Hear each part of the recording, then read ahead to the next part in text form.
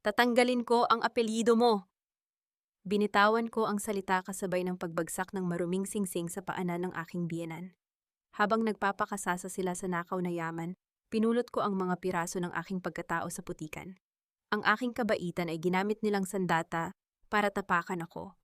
Ngunit tapos na ang panahon ng aking pananahimik.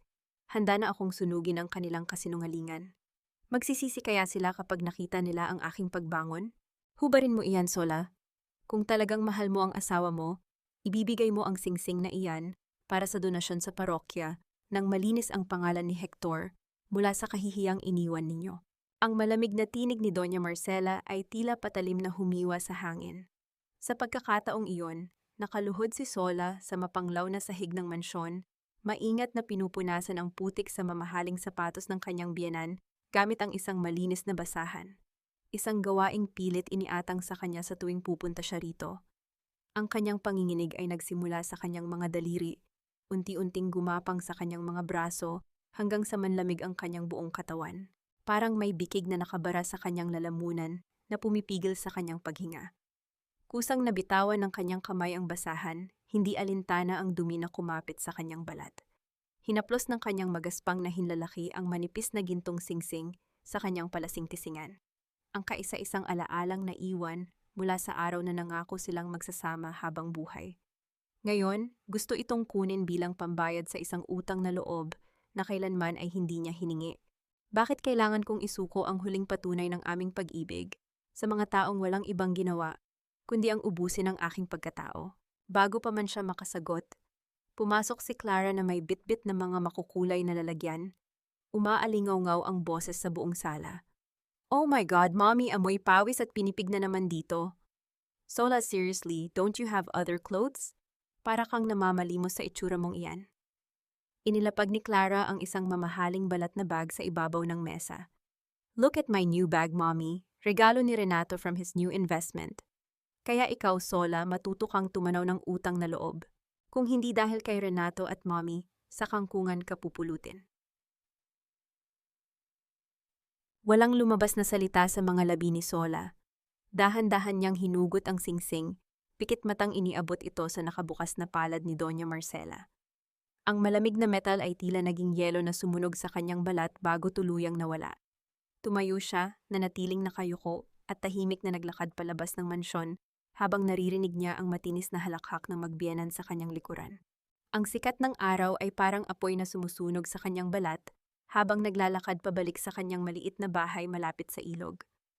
Sa loob ng kanyang lumang pitaka ay may ilang barya at kusot na perang papel na balot ng manipis na alikabok ng harina. Binilang niya ito sa kanyang isipan habang humahakbang. Hindi pa rin sasapat para sa interes sa bangko bukas. Ang bigat ng mundo ay tila nakadagan sa kanyang mga balikat. Bawat paghinga ay isang pakikibaka laban sa pagbagsak ng kanyang mga luha. Nang malapit na siya sa kalawanging pintuang bakal ng kanyang bakuran, napansin niya ang dalawang figura na nakahandusay sa tabi ng kalsada, walang laban sa nagbabagang araw. Dalawang matanda, isang lalaki at isang babae, ang walang malay na nakasubsob sa tuyong lupa. Ang kanilang mga damit ay marumi at punit-punit, mukhang ilang araw nang walang kain at walang maayos na pahingahan. Mula sa kabilang bakod, sumilip si Aling Nena habang nagwawalis ng mga tuyong dahon. Naku, Sola, huwag mo nang lapitan iyan. Mga pulubi yatang naligaw. Hayaan mo na sila riyan at baka maging pabuya pa iyan sa iyo. Wala ka nang makain, mag-aampon ka pa. Tiningnan ni Sola ang kanyang mga kamay na walang laman.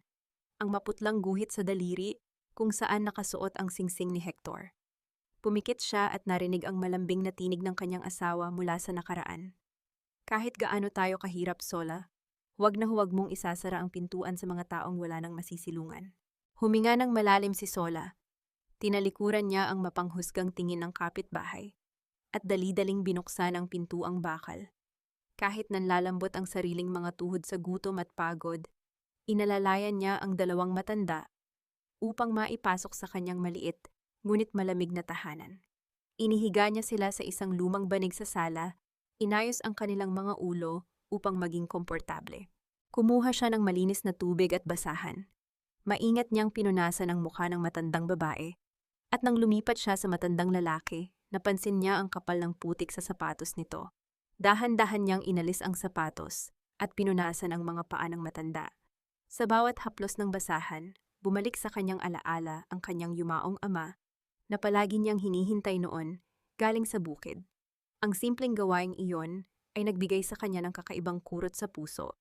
Isang pamilyar na pakiramdam ng pagmamahal na matagal na niyang ibinaon dahil sa kalupitan ng pamilya ng kanyang asawa. Habang pinupunasan niya ang noo ng matandang babae, bigla itong nanginig. Ang mga labi nito ay natuyo at bumuka. Bumubulong ng mga salitang walang kabuluhan sa simula. Ngunit nang ilapit ni Sola ang kanyang tainga, naging malinaw ang mga numero at salita. 0 at 4 and 8 ma'am. 7. Ang kaha. Huwag mong ibigay ang susi ng kaha. Kumunot ang noo ni Sola. Anong kaha? Anong mga numero iyon? Bakit tila takot na takot ang matanda sa kanyang panaginip? Bago pa man siya makapag-isip ng kasagutan, isang malakas na hampas sa pintuan ang yumanig sa buong kabahayan. Bumukas ito ng marahas at tumambad ang nakapamaywang na figura ni Doña Marcela. Madilim ang mukha at nanggagalaiti sa galit.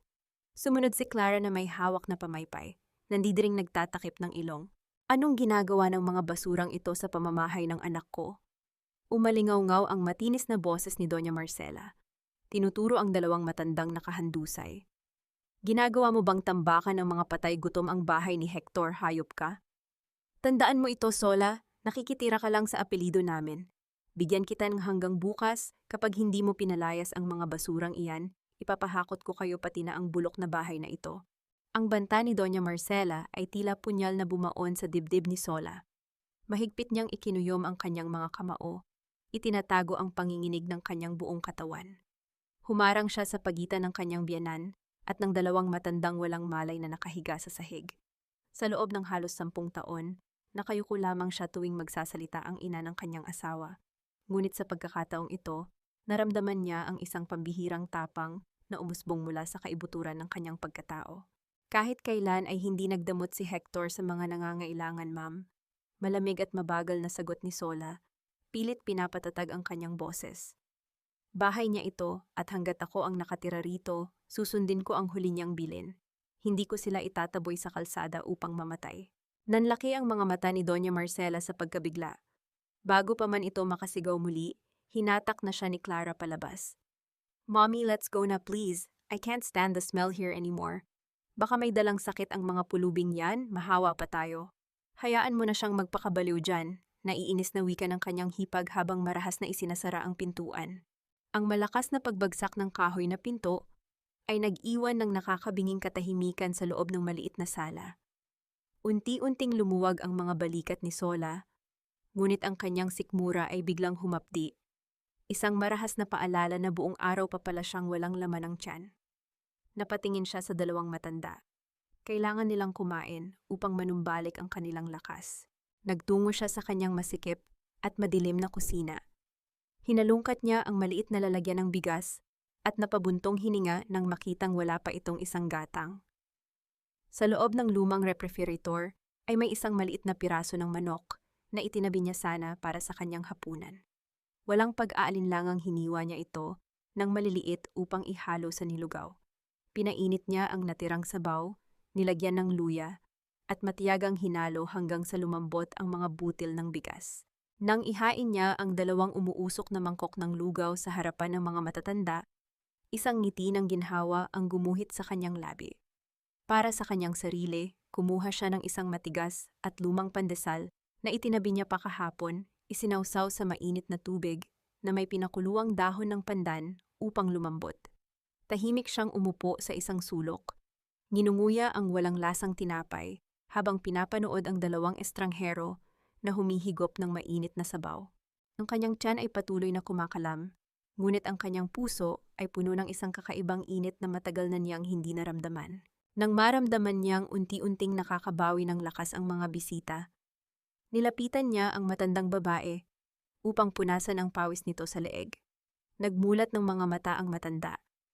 Ang paningin nito ay malabo pa, ngunit nang magtama ang kanilang mga mata, may nakita itong pag-aalala sa mukha ni Sola. Iniunat ng matandang babae ang kanyang nanginginig at magaspang na kamay. Dahan-dahan nitong inabot ang mukha ni Sola at marahang hinaplos ang namumuong mga linya sa gitna ng kanyang noo. Huwag mo nang salubungin ang iyong kilay, anak. Malambing na bulong ng matandang babae. Ang tinig ay tila isang oyayi mula sa nakaraan. Lilipas din ang bagyo, magpahinga ka muna. Napapikit si Sola. Isang mainit na luha ang tumakas mula sa kanyang mata at bumagsak sa palad ng matanda. Sa tagal ng panahon, sanay na siya ang nag-aalaga. Siya ang umiintindi, siya ang laging nagpaparaya. Ang simpleng paghaplos na iyon ay bumalik sa pader ng kanyang katatagan. Nang mahimasmasa, tinulungan niya ang matandang lalaki na umayos ng upo. Habang inaayos niya ang gusot at punit-punit na panloob na kamiseta nito, nahagip ng kanyang daliri ang isang matigas at malamig na bagay na nakatago sa loob ng bulsa sa dibdib. Pasimple niya itong sinilip. Bumilis ang tibok ng kanyang puso nang makita ang isang makapal na pilak na relo na may kupas na gintong gilid. Kahit hindi siya sanay sa mga luho, kilala niya ang tatak na nakaukit doon, isang Rolex. Bakit may ganoong kamamahaling gamit ang isang pulubing namamalimos sa kalsada? Bago pa siya makapag-isip ng malalim, biglang tumayo ang matandang lalaki. Kahit nakayuko at medyo mabagal ang galaw, may isang uri ng awtoridad sa kanyang mga hakbang. Naglakad ito patungo sa likurang bintana, kung saan makikita ang natutuyong taniman ng gulay ni Sola. Tinitigan ng matanda ang bitak-bitak na lupa at nagsalita sa isang boses na hindi na nanginginig. Masyadong mataas ang acidity ng lupang ito. Kailangan mong haluan ng apog upang bumaba ang pH level. Kung hindi ay masusunog lamang ang mga ugat ng sitaw na itatanim mo. Kulang din ito sa nitrogen. Napatanga si Sola. Ang mga terminong ginamit nito ay hindi galing sa isang ordinaryong taong grasa. Para itong isang bihasang agrikultor na nagmamay-ari ng malawak na asyenda. Sino ba talaga ang mga taong ito? Ang kanyang pagtataka ay naputol nang makarinig siya ng pagpreno ng isang sasakyan sa tapat ng kanyang bahay. Bumukas ang pinto at iniluwan nito si Renato. Nakasuot ito ng mamahaling itim na suit.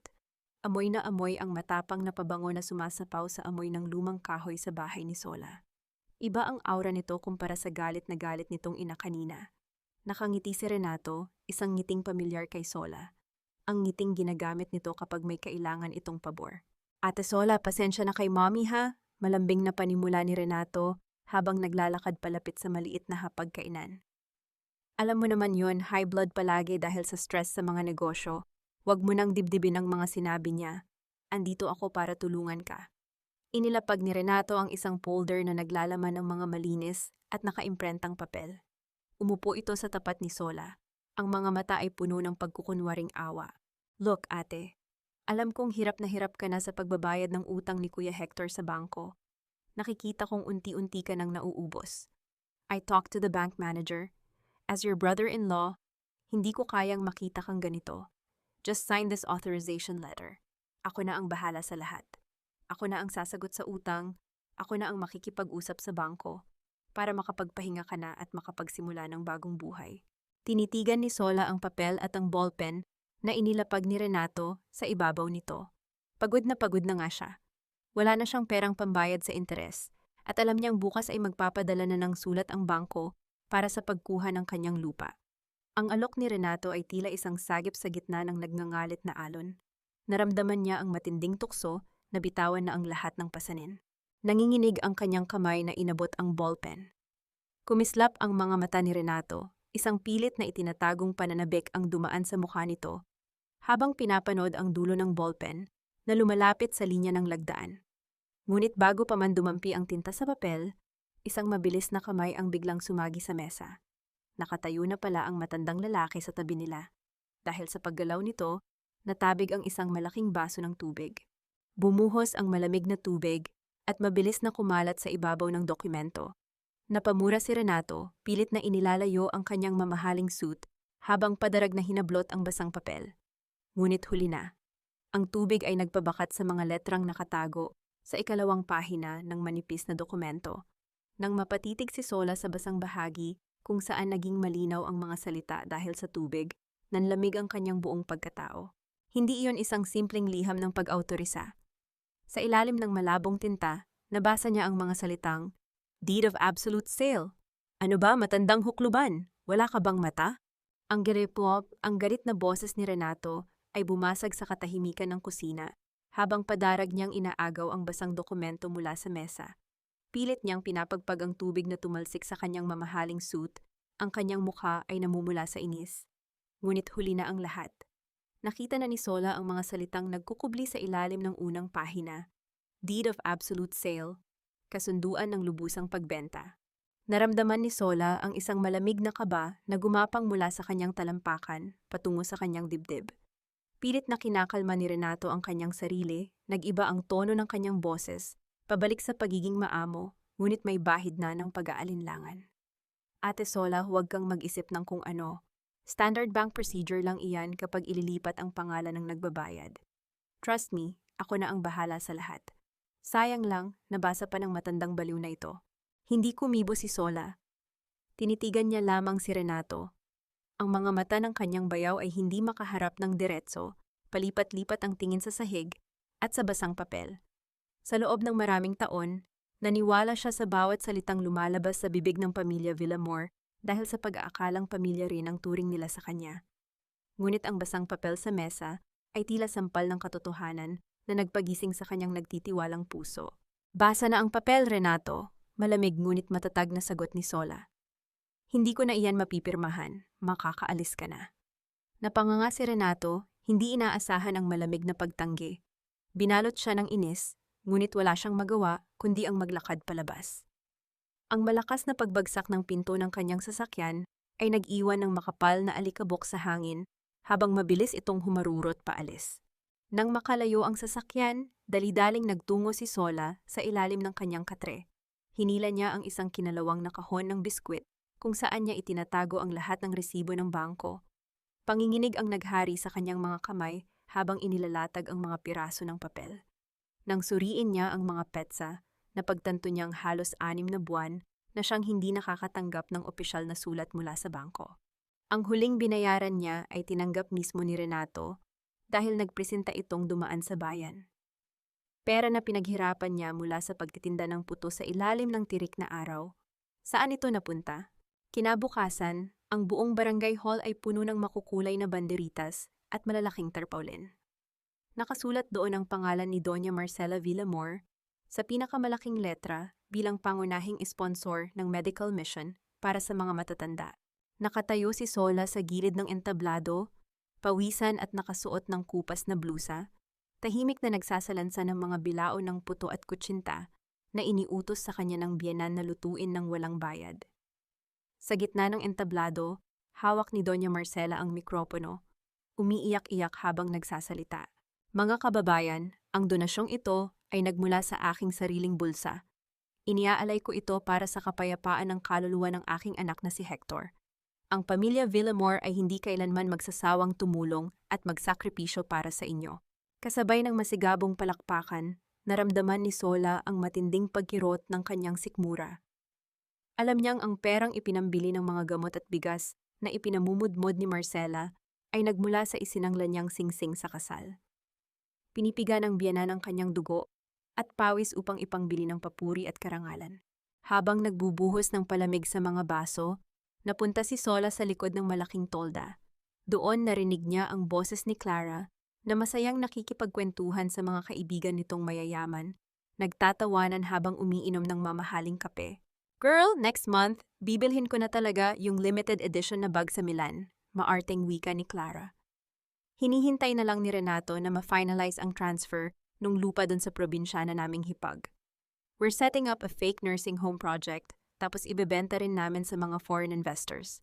We're talking about millions of pesos here, girls. Kapag nakuha na ni Renato ang pirma at naisara ang account sa bangko, tapos na ang maliligayang araw ng pabigat na yon. Nabitawan ni Sola ang sandok. Mabuti na lamang at nahulog ito sa ibabaw ng malambot na damuhan, kaya hindi lumikha ng ingay. Pakiramdam niya ay ninakawan siya ng hangin sa baga. Viendong Laudia, ibebenta ang lupa, ang kapirasong lupa na ipinagbilin ni Hector sa kanya. Hindi na siya nagpaalam. Dali-dali niyang tinanggal ang kanyang apron at patakbong lumabas ng barangay hall.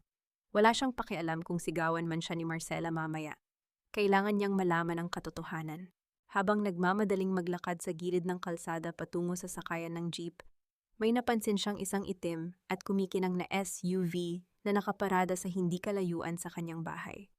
Bumaba ng bahagya ang bintana nito at nakita niya ang isang lalaking nakasuit na may itim na salamin, seryosong nakatitig sa kanyang bakuran at may kinakausap sa telepono.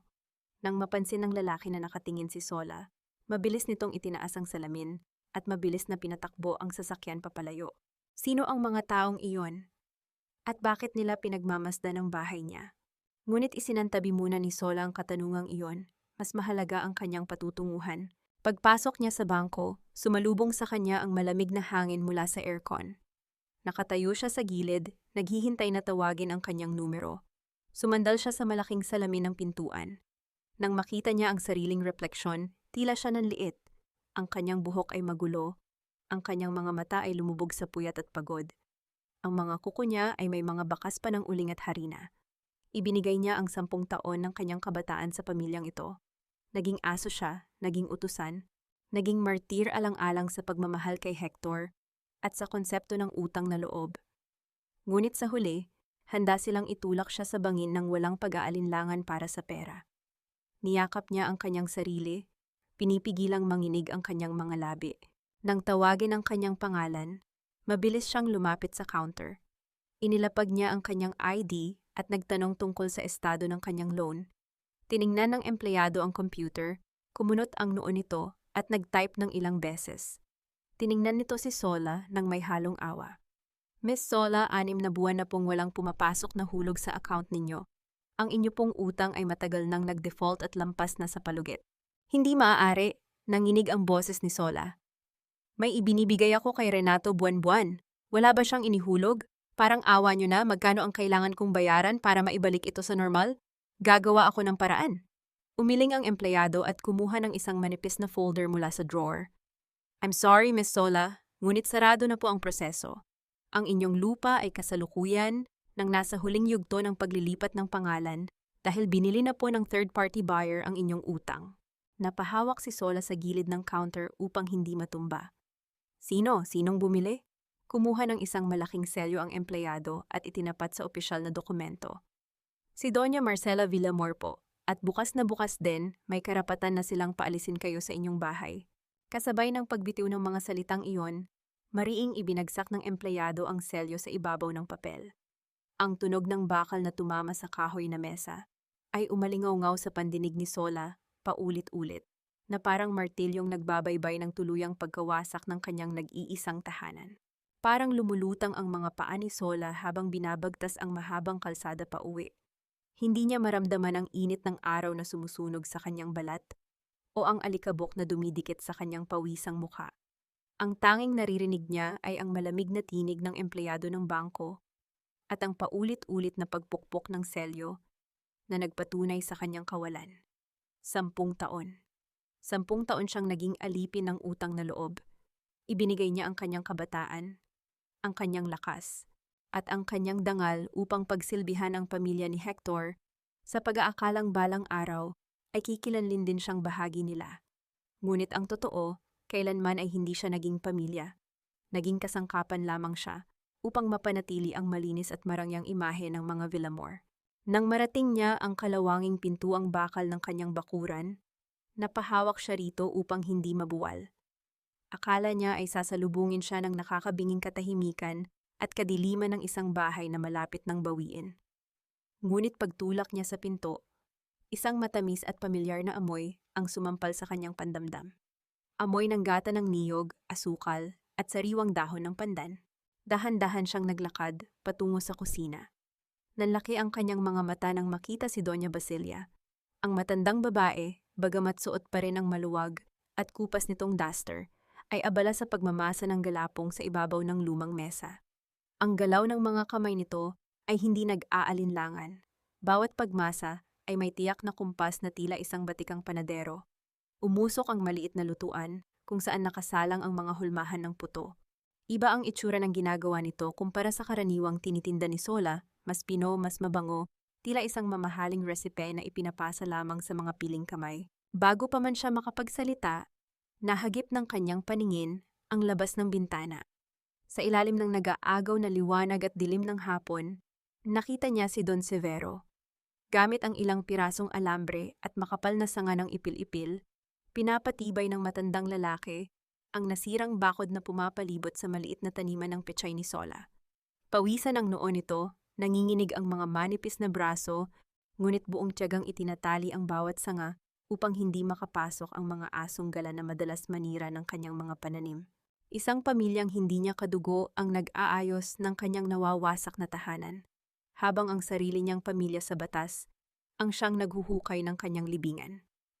Nang mapansin ni Basilia si Sola, pumitik ang isang mainit na ngiti sa mga labi ng matanda. Tamang-tama ang dating mo, anak.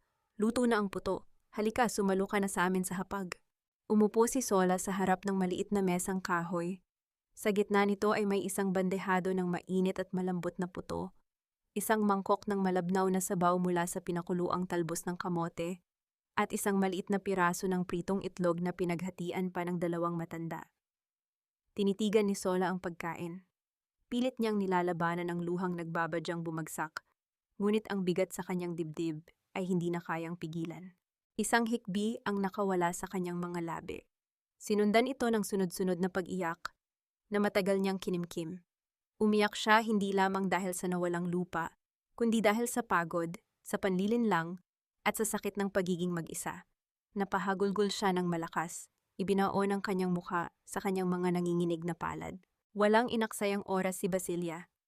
Lumapit ang matanda, iniyakap ang mga maninipis nitong braso sa balikat ni Sola, at marahang hinaplos ang likod ng dalaga. Hindi nagtanong ang matanda, hindi nang hingi ng paliwanag, ibinigay lamang nito ang mainit na kalinga ng isang ina na matagal nang inaasam ni Sola. Sa kabilang dulo ng mesa, tahimik na kinuha ni Don Severo ang kanyang kutsara. Maingat niyang hiniwa ang natitirang kalahating bahagi ng kanyang pritong itlog, ang kaisa-isang masustansyang ulam na mayroon siya. Dahan-dahan niya itong inilipat sa ibabaw ng mainit na kanin ni Sola. Iniangat ni Sola ang kanyang mukha, basang-basa ng luha, at tiningnan ang matandang lalaki. Kumain ka, anak. Malumanay ngunit puno ng paninindigang wika ni Don Severo. Umiyak ka ngayon kung gusto mo. Iiyak mo ang lahat ng pait at galit. Ngunit pagkatapos, kailangan mong ubusin ang pagkain na iyan. Walang lakas ang walang laman na sikmura para makipaglaban sa kalupitan ng mundo. Hindi ka nila pwedeng tapakan kung hindi ka papayag na dumapa. Ang mga salitang iyon ay tila ulan na pumatak sa tuyot na lupa ng puso ni Sola. Pinunasan niya ang kanyang mga luha gamit ang laylayan ng kanyang damit, tumango at sumubo ng kanin. Ang simpleng itlog na yon, ang pinakamasarap na pagkaing natikman niya sa buong buhay niya. Kinagabihan, matapos hugasan ang mga pinagkainan, napadaan si Sola sa gilid ng sala kung saan inihanda niya ang banig para sa dalawang matanda. Nakita niya si Basilia na nakaupo sa gilid ng bintana. May hawak na isang gusot at naninilaw na pahina ng lumang dyaryo. Ang ilaw mula sa poste sa labas ay tumama sa papel. Gamit ang magaspang na hinlalaki, paulit-ulit na hinahaplos ni Basilia ang isang maliit na larawan sa pahina. Isang lalaking nakasuot ng formal na suit, matipuno, ngunit may malungkot na mga mata. Pasimpleng sinilip ni Sola ang nakasulat sa ibaba ng larawan. Miguel Arzobispo, nangungunang abogado ng taon. Bakit iniiyakan ng isang pulubi ang larawan ng isang tanyag na abogado mula sa isang sikat na pamilya sa Maynila? Anong ugnayan nila sa taong ito na tila langit ang agwat sa kanilang kalagayan ngayon? Hindi na nakapagtanong si Sola dahil biglang bumuhos ang malakas na ulan. Ang patak ng tubig sa kanilang yero ay tila libu-libong maliliit na bato na bumabagsak mula sa langit, lumilikha ng malamig at nakakabinging ingay. Pinatay niya ang nag-iisang bumbilya sa sala upang makatipid sa kuryente at inayos ang kanyang lumang kumot. Ngunit bago pa man siya tuluyang makapikit, isang marahas na pagyanig ang yumanig sa buong bahay. Mayroong malalakas na kamay na pilit winawasak ang kanilang pintuan mula sa labas. Sumunod ang mga nagagalit na tinig ng mga lalaking nag-uunahan sa pagsasalita. Hoy, buksan mo itong pinto, galing kami sa bangko. Ipapapadlock na namin itong bahay mo kaya lumabas na kayo dyan kung ayaw ninyong kaladkarin namin kayo palabas. Napatayo si Sola, nanlalamig ang buong katawan. Mahigpit na napayakap si Basilia sa braso ni Severo. Ang pintuang kahoy ay unti-unting bumibigay sa bawat malakas na paghampas. Tila nagbabadyang wasakin ang nag-iisang kublihan ng 3 pusong ulila sa gitna ng walang awang bagyo. Idiniin ni Sola ang kanyang buong bigat sa likod ng pintuang kahoy habang patuloy itong inuuga ng malalakas na puwersa mula sa labas. Ramdam niya ang panginginig ng bawat tabla sa kanyang likuran, ngunit mas nanginginig ang kanyang mga kalamnan sa labis na takot. Nang sumilip ang isang malaking kamay sa siwang ng pinto upang tanggalin ang trangka, buong tapang na kinagat ni Sola ang braso ng lalaki. Umalingaw-ngaw ang isang malutong na mura mula sa labas. Marahas na binawi ng lalaki ang kanyang braso, ngunit bago pa man makasara muli ang siwang, isang matigas na palad ang dumapo sa pisngi ni Sola. Ang talas at bigat ng sampal ay nagpabagsak sa kanya sa malamig na sahig. Nalalasahan niya ang sariling dugo mula sa pumutok niyang labi. Pilit siyang gumagapang pabalik upang harangan muli ang pinto nang biglang magbukas ang mga ilaw sa kabilang bahay. Sumigaw ang mga kapitbahay na tatawag sila ng pulis. Mabilis na naglaho ang mga anino ng mga lalaki sa gitna ng malakas na buhos ng ulan. Iniwan si Sola na nakahandusay at humihingal sa sahig. Yakap-yakap ang sarili habang naririnig ang tahimik na paghikbi ni Basilia sa madilim na sulok ng sala. Sa kabilang dako, sa ilalim ng nakakabulag na liwanag ng isang marangyang opisina sa Maynila, walang anumang bakas ng bagyo. Ngunit sa loob ng kwarto, ang tensyon ay tila isang ipo-ipo na handang manira ng kahit ano. Inihagis ni Miguel Arzobispo ang isang makapal na folder sa ibabaw ng glass table. Ang kanyang mga mata ay nanlilisik habang nakatitig sa kanyang nakatatandang kapatid na si Arturo. Saan ninyo dinala sina Papa at Mama? Malamig ngunit nakakapasong tanong ni Miguel. Huwag ninyong sabihing nagbabakasyon sila sa Europe dahil naka-hold ang mga pasaporte nila. Alam kong pinapirma ninyo sila ng peking deed of donation. Sumimsim lamang ng alak si Arturo. Isang mapang-asar na ngiti ang nakaguhit sa labi nito. You are overreacting, Miguel. Matanda na sila, baka naglayas dahil sawang-sawa na sa mga reklamo mo. By the way, stop digging into our new nursing home project in Laguna. Hindi ka kasali sa negosyong ito. Bago pa man makasagot si Miguel, nahagip ng kanyang paningin ang isang asul na folder na nakaipit sa ilalim ng mga papeles ni Arturo. Nabasa niya ang pangalang nakaukit dito. Renato Villamor. Land Transfer Agreement. Walang ideya si Miguel kung sino ang taong ito, ngunit ang kutob ng isang magaling na abogado ay nagsasabing may itinatagong dumi ang kanyang kapatid sa proyektong iyon. Padabog na lumabas si Miguel ng opisina. Hahanapin niya ang kanyang mga magulang kahit kailanganin niyang baliktarin ang buong probinsya ng Laguna. Kinabukasan ng umaga, sumikat ang araw na tila walang nagdaang unos. Suot ang isang malaking sombrero upang itago ang nagpasa niyang pisngi.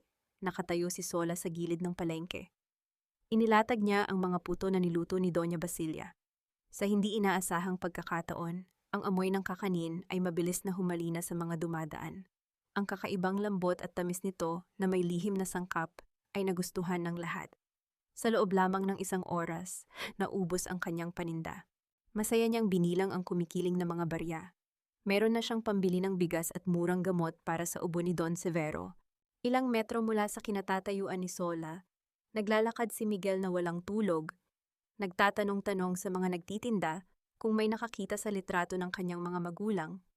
Habang nagpapahinga sa isang tabi, may inalok sa kanyang isang pirasong puto ang isang matandang tindera.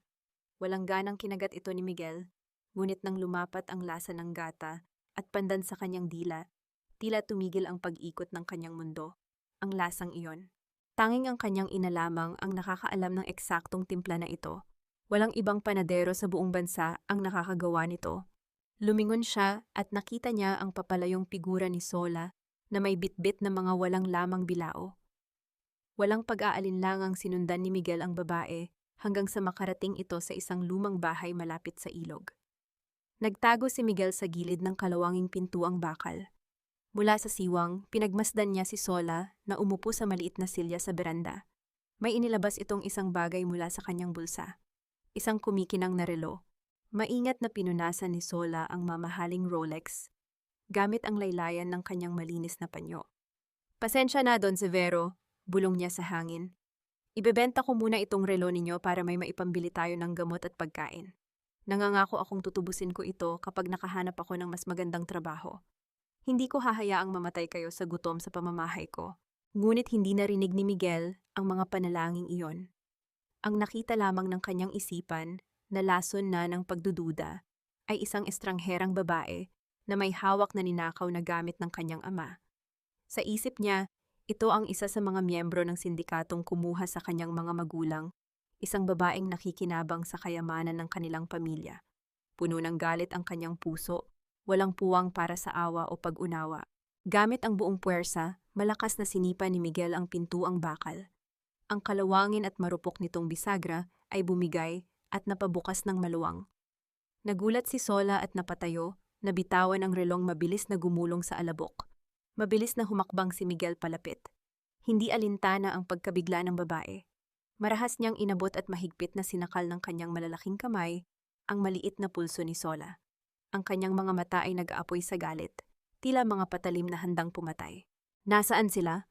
Umalingaw-ngaw ang baritonong boses ni Miguel, puno ng puot at pagbabanta. Anong ginawa mo sa mga magulang ko, mangkukulam? Ilabas mo sila bago ko sirain ang buhay mo. Ang hapdi mula sa mahigpit na pagkakahawak ni Miguel ay tila apoy na gumapang sa braso ni Sola.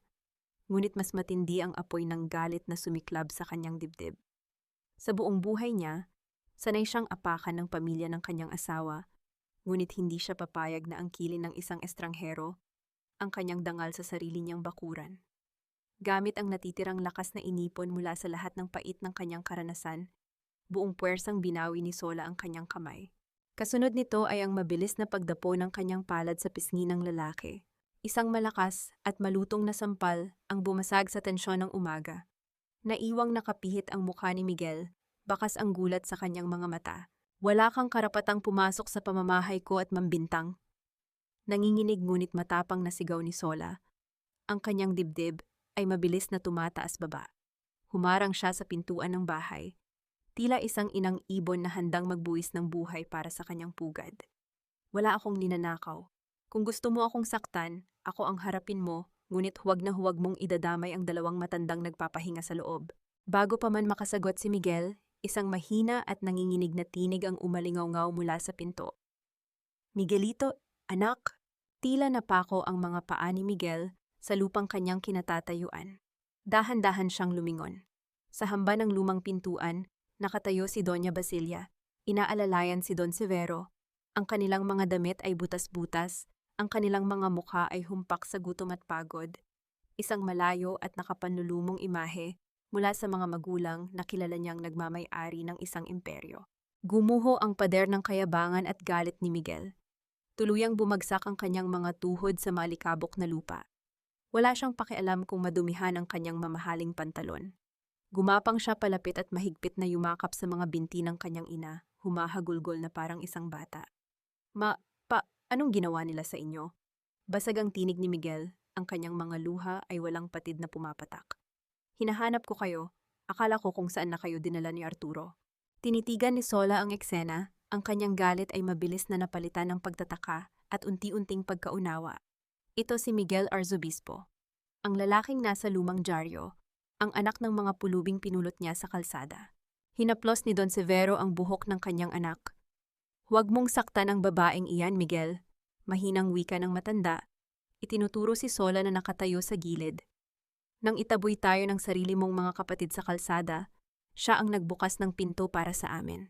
Siya ang nagpakain sa amin mula sa huling butil ng kanyang bigas. At kagabi, hinarang niya ang sarili niyang katawan sa pinto upang hindi kami masaktan ng mga lalaking ipinadala para palayasin siya. Napalingon si Miguel kay Sola. Sa pagkakataong iyon, nawala ang ulap ng pagdududa sa kanyang paningin at nakita niya ang katotohanan. Nakita niya ang lumang tsinelas ng dalaga, ang manipis nitong damit, at higit sa lahat, ang malaking violeta at nangingitim na pasa sa pisngi nito, pati na ang putok sa labi. Mga sugat na nakuha nito kagabi habang ipinagtatanggol ang kanyang mga magulang. Isang matinding alon ng pagsisisi at kahiyaan ang sumampal sa pagkatao ni Miguel. Tumayo siya at dahan-dahang humakbang palapit kay Sola. Ang kanyang mga mata ay puno ng pagsamo, isang pagbaba ng pride na hindi pa niya ginawa sa buong buhay niya bilang isang kinatatakutang abogado. Patawad, basag at mahinang bulong ni Miguel, hindi makatingin ng diretso sa mga mata ni Sola. Nabulag ako ng galit.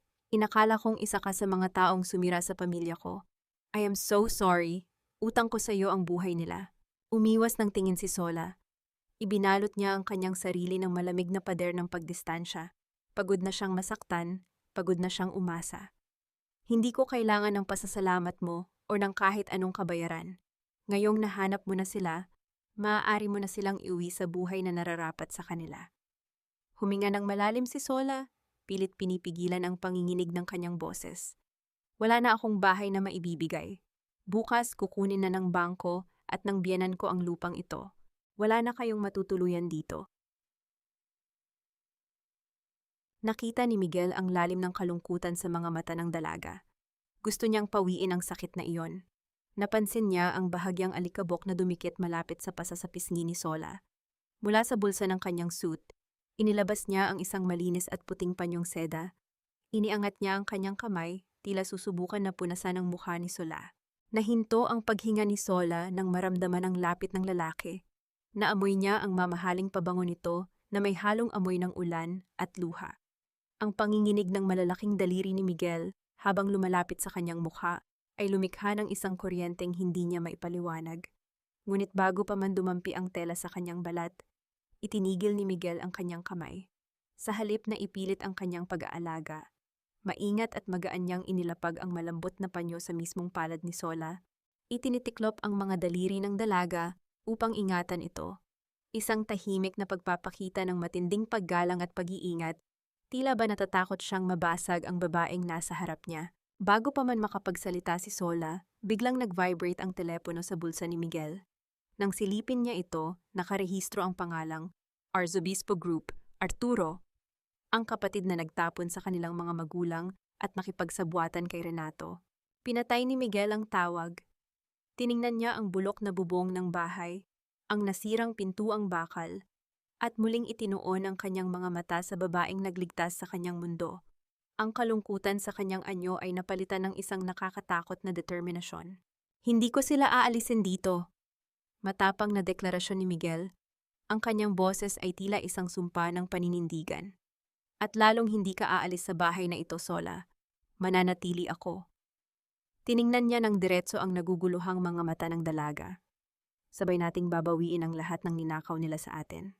Bago pa man tuluyang sumikat ang araw, tahimik na nagpaalam si Miguel kay Sola. Suot ang isang simpleng sombrero at jacket na hiniram niya mula sa mga lumang gamit ni Hector. Kinailangan niyang magtungo ng palihim sa bayan upang kumalap ng mga ebidensya laban kay Renato at sa bangko. Ipinaubaya niya muna sa dalaga ang kaligtasan ng kanyang mga magulang. Ngunit pagsapit ng tanghaling tapat, isang mapanirang bagyo ang dumating sa labas ng bakuran ni Sola. Ang matinis at umiiyak na boses ni Doña Marcela ang bumasag sa katahimikan ng buong kalsada. Kasama nito si Clara at ang halos kalahati ng mga kababaihan mula sa konseho ng barangay. Nakasuot ng itim na belo si Marcela, nagpapahid ng pilit na luha gamit ang isang mamahaling panyo habang itinuturo ang bahay ni Sola. Diyos ko, mga kababayan! Tingnan ninyo ang ginawa ng babaeng ito sa alaala ng anak kong si Hector. Malakas na pananaghoy ng biyanan, sinisiguradong maririnig ng lahat ng mga nag-uusyosong kapitbahay. Kinuha ko siyang walang-wala, tinanggap sa pamilya namin bilang isang anak. Tapos ngayon, malalaman kong nagpapasok siya ng ibang lalaki sa bahay ng asawa niya habang nagluluksa ang buong pamilya. Lumabas si Sola sa pintuan, naninigas ang buong katawan. Nakita niya ang mapanuyang ngiti sa mga labi ni Clara na mabilis na napalitan ng pandidiri nang humarap ito sa mga tao. You are so unbelievable, Sola. Ang kapal ng mukha mo, mataray na wika ni Clara, nakapamewang. We are trying to help you settle your debts, tapos you're using Kuya Hector's house for your dirty affairs? Nakita ng mga tauhan namin ang isang lalaking pumasok at natulog dito kagabi. How cheap can you be? Nagsimulang magbulungan ang mga kapitbahay. Ang mga mapanghusgang tingin nila ay tila mga karayom na tumutusok sa balat ni Sola. Gusto niyang sumigaw. Gusto niyang ipamukha sa kanila na ang lalaking tinutukoy nila ay isang bilyonaryong abogado na naghahanap sa mga magulang na ipinatapon ng sarili nilang mga kapatid, mga taong kakuntsaba ng mga Villamor. Ngunit kinagat niya ang kanyang ibabang labi hanggang sa malalasahan niya ang pamilyar na lasa ng dugo. Kailangan niyang magtiis. Kung magsasalita siya ngayon, mabubunyag ang pagkatao ni na Don Severo at Miguel. Baka mas lalong ilagay sa panganib ang buhay ng mga matatanda bago pa man makakuha ng sapat na ebidensya si Miguel. Magsalita ka, Sola! Nasaan ang kalaguyo mong patay gutom? Patuloy na panggigipit ni Marcela, lumapit pa ng isang hakbang upang pandilatan siya ng mga mata. Wala kang utang na loob, isa kang malaking mantsa sa pangalan ng mga Villamor. Tinalikuran ni Sola ang nagkakagulong pulutong. Pumasok siya sa loob at isinara ang pintuang kahoy. Sa likod ng pinto, mahigpit niyang kinuyom ang laylayan ng kanyang lumang apron. Bumaon ang kanyang mga kuko sa kanyang sariling palad hanggang sa tumulo ang ilang patak ng dugo sa tela, ngunit nanatiling tuyo ang kanyang mga mata. Hindi niya bibigyan ang mga halimaw na ito ng kasiyahan na makita siyang umiiyak. Sa labas, hindi pa rin natinag si Marcela. Magtago ka lang dyan sa loob, higad ka. Bukas na bukas din ng 8:00 ng umaga, darating ang mga aserong makina para patagin iyang bahay mo. Ipapagiba ko ang pugad ng kalaswaan mo at wala kang makukuhang kahit isang kusing. Unti-unting nawala ang ingay ng mga umaalis na sasakyan at mga nagbubulungang tsismosa. Subalit sa isang madilim na sulok ng bayan, sa loob ng isang nakaparadang sasakyan, isang malamig na pag-uusap ang nagaganap sa telepono. Oo, nahanap na namin ang dalawang matanda. Nasa bahay sila ng hipag ko. Boses ni Renato ang umaalingaw-ngaw habang nakatingin sa labas ng bintana. Huwag kang mag-alala, Arturo. Hindi na natin kailangang hintayin ang demolisyon bukas. Ako na ang bahalang maglinis. Walang matitirang ebidensya bago sumikat ang araw.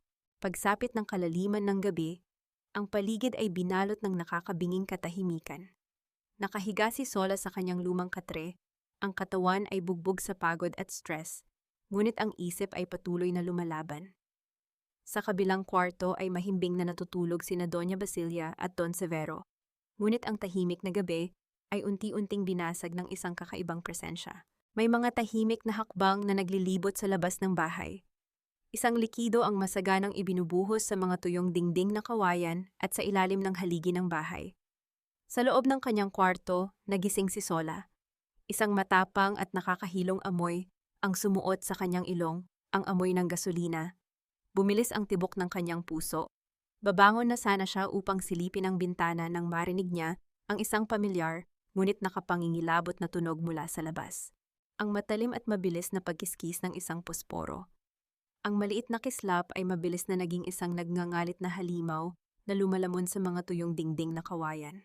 Sa loob lamang ng ilang segundo, binalot ng makapal at nakakasakal na usok ang buong bahay. Napasigaw si Sola nang maramdaman ang matinding init na tumagos sa manipis na dingding ng kanyang kwarto. Hindi siya nag-aksaya ng kahit isang pikit.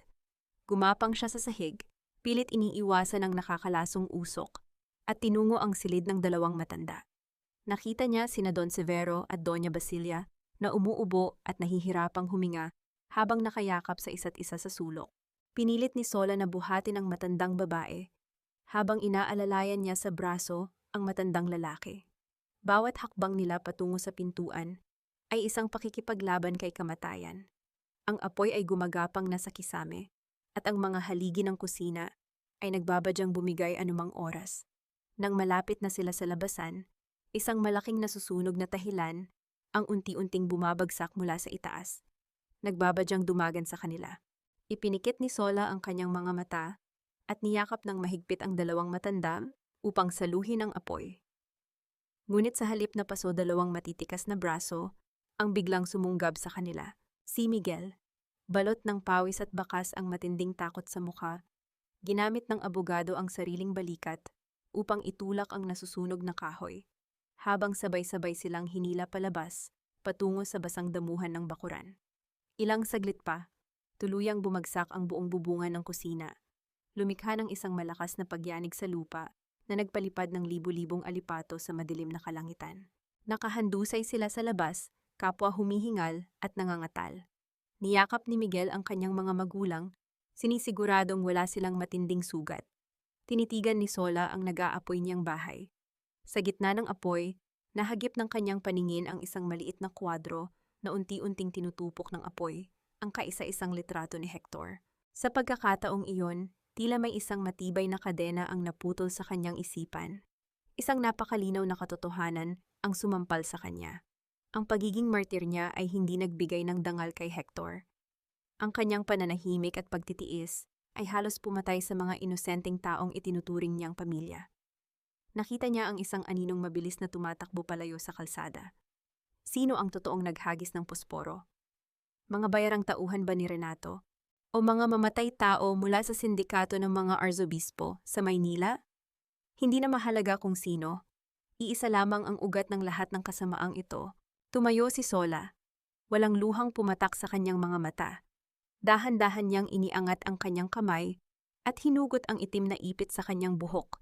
Ang ipit na simbolo ng kanyang walang katapusang pagluluksa sa loob ng 10 taon. Gamit ang kanyang dalawang kamay, buong lakas niya itong binali. Inihulog niya ang mga piraso ng sirang ipit sa umuusok na abo sa kanyang paanan. Tapos na ang panahon ng pag-iyak. Pagsikat ng araw, hindi naglinis ng mga abo si Sola. Binuksan niya ang tanging baul na nakaligtas sa sunog.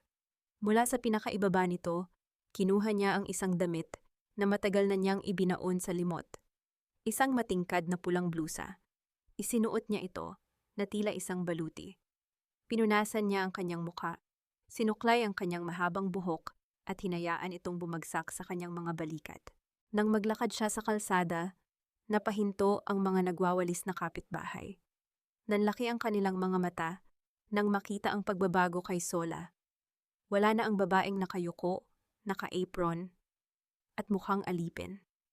Ang Sola na naglalakad ngayon ay may taas noo, matigas ang mga hakbang, at may apoy sa mga mata na mas mainit pa sa sunog kagabi. Pagdating niya sa malaking mansyon ng mga Villamor, hindi na niya hinintay na pagbuksan siya ng gwardya. Ginamit niya ang kanyang sapatos upang sipaing pabukas ang malaking pintuang bakal. Ang mismong pintuan kung saan siya madalas yumuko at magmakaawa noon. Sa loob ng marangyang hardin, masayang nag-aalmusal sina Doña Marcela at Clara. Umiinom ng kape ang magbiyenan. Marahil ay naghihintay ng balita na naging abo na ang babaeng tinik sa kanilang lalamunan. Nang makita nila si Sola na buhay, nakapula at naglalakad patungo sa kanila, nabitawan ni Clara ang kanyang mamahaling tasa. "What the hell are you doing here, Sola?" Nanginginig na sigaw ni Clara, napatayo mula sa upuan. "Paano ang kapal ng mukha mong pumasok dito?" Tumayo rin si Doña Marcela, nanlilisik ang mga mata, ngunit may nakatagong gulat. "Lapastangan, gusto mo ba talagang kalad ka rin kita palabas ng mansyong ito?" Hindi tumigil sa paglakad si Sola hanggang sa makalapit siya sa kanilang lamesa. Sa halip na sumagot, inilabas niya mula sa kanyang bulsa ang isang makapal na bungkos ng mga papel. Ang mga pekeng resibo at mga lihim na dokumento ng bangko na nakuha ni Miguel. Buong puwersa niya itong inihampas sa mismong mukha ni Doña Marcela. Napasigaw sa gulat ang matanda habang nagkalat ang mga papel sa hangin. "Akala ninyo mapapatay ninyo ako sa sunog kagabi?" Malamig, matalim at nakakapanindig balahibong wika ni Sola. Tiningnan niya ang magbiyenan ng may pandidiri. "Kinuha ninyo ang lupa ko, kinuha ninyo ang singsing ko, sinubukan ninyong kunin ang buhay ko, ngunit ngayon, wala na kayong makukuha." Ngumiti si Sola, isang ngiting hindi kailanman nakita ni Marcela. "Gusto ninyo ng digmaan? Ibibigay ko sa inyo ang pinakamasahol na bangungot ninyo." Ang mga peking dokumento ay dahan-dahang bumagsak na tila yelo sa ibabaw ng makintab at mamahaling marmol na sahig. Nanginginig ang mga kamay ni Doña Marcela hindi dahil sa takot, kundi dahil sa matinding puot habang pinapanood ang papalayong bulto ni Sola. Ang mga peking dokumentong inihagis sa kanya ay nagkalat sa mamahaling sahig ng kanilang hardin. Namumutla si Clara sa isang gilid, hindi makapaniwala sa tapang na ipinakita ng babaeng noon, ay palagi lang nakayuko sa kanila. Mabilis na dinampot ni Marcela ang kanyang telepono at mariing pinindot ang numero ng kanyang anak. Nang sumagot ito, tila nag-aapoy ang bawat salitang lumabas sa kanyang bibig. "Renato, wala akong pakialam kung magkano ang kailangan mong ibayad sa munisipyo. Gusto kong maging patag ang lupang iyan bukas na bukas din.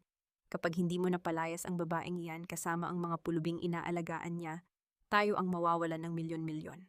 Sa ilalim ng tahimik at malamig na gabi, ang bahay ni Sola ay nag-amoy sunog na kahoy at basang lupa.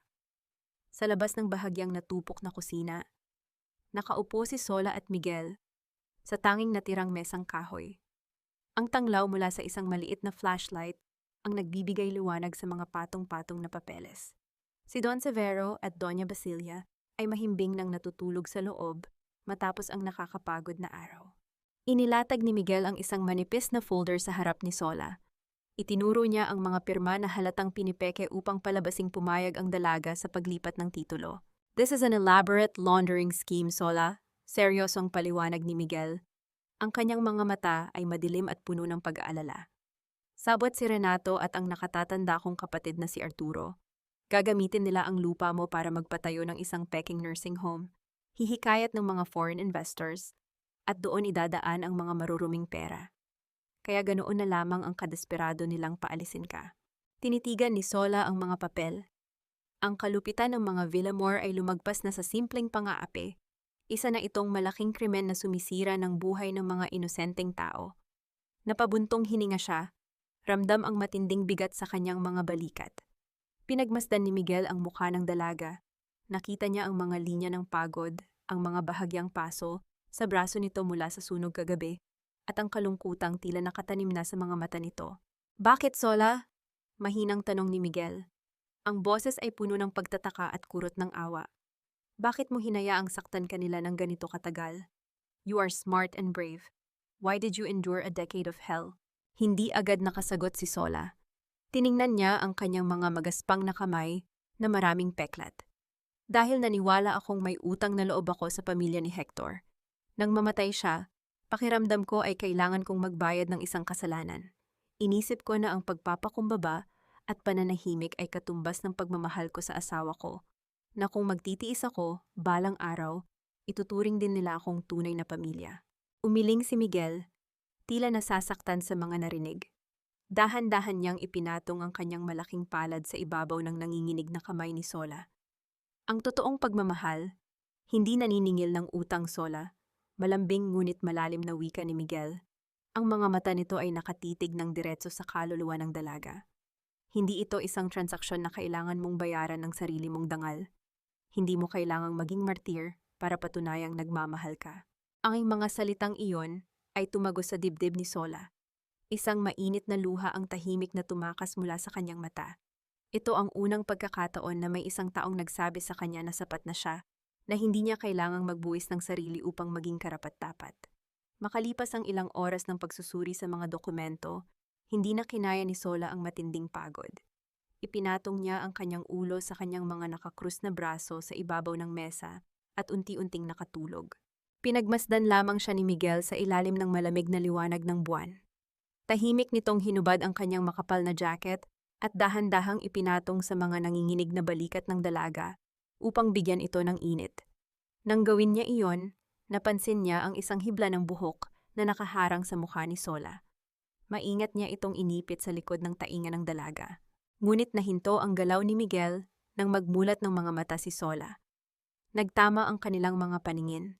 Masyadong malapit ang kanilang mga mukha sa isa't isa. Ramdam ang maiinit nilang paghinga sa malamig na hangin ng madaling araw. Walang sino man ang nagsalita. Walang umatras. Sa gitna ng kaguluhan ng kanilang mga buhay, nahanap nila ang isang sandali ng kapayapaan sa piling ng isa't isa. Isang tahimik na pangako ng pagprotekta. Ang nakakabinging katahimikan at matamis na tagpo ay biglang nabasag ng umilaw at manginig ang telepono ni Miguel sa ibabaw ng mesa. Bahagyang lumayo si Miguel, huminga ng malalim at sinagot ang tawag mula sa kanyang assistant. Attorney, bunggad ng nag-aalalang tinig mula sa kabilang linya. Nabayaran na nila ang mga opisyales sa munisipyo. Pinasadya nilang lagdaan ang isang peking eviction order bago magbukas ang korte. Papunta na sila riyan. Magdadala sila ng backhoe mamayang 8:00 ng umaga para piliting gibain ang bahay ni Sola. Napatingin si Miguel sa kanyang relos. 5:00 na ng madaling araw. Samantala, sa ilalim ng isa pang papel sa mesa, naroon ang isang selyadong sobre na iniwan ng isang tanod kaninang gabi. Isang formal na patawag mula sa kapitan ng barangay para sa isang agarang pagpupulong bukas. Bakit biglang nang himasok ang kapitan sa isang personal na hidwaan? Sino ang nagmamanipula sa likod ng mga anino? Walang ibang narinig si Sola kundi ang mahinang pag-ikot ng kamay ng orasan sa kanilang pader. Bawat galaw nito ay tila patalim na nagbibilang ng nalalabing oras ng kanilang hininga at ng kanilang nag-iisang tahanan.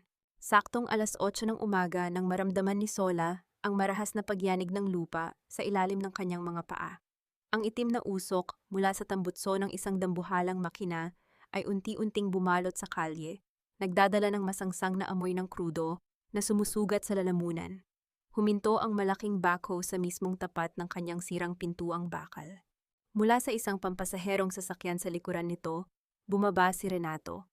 Nakangiti siya ng nakakaloko habang maarte niyang inaayos ang kwelyo ng kanyang mamahaling polo, tila ba isang hari na mag-iinspeksyon sa kanyang nasasakupan. Sa kanyang tabi ay si Clara na agad itinaas ang kanyang telepono, itinutok ang camera sa sarili upang mag-livestream, aliw na aliw sa trahedyang magaganap. Hi guys! Welcome to my vlog! Ngayon, mapapanood ninyo kung paano palayasin ang isang makapal na mukhang squatter na nangangkin ng lupa ng asawa ko. Look at her, she looks so pathetic.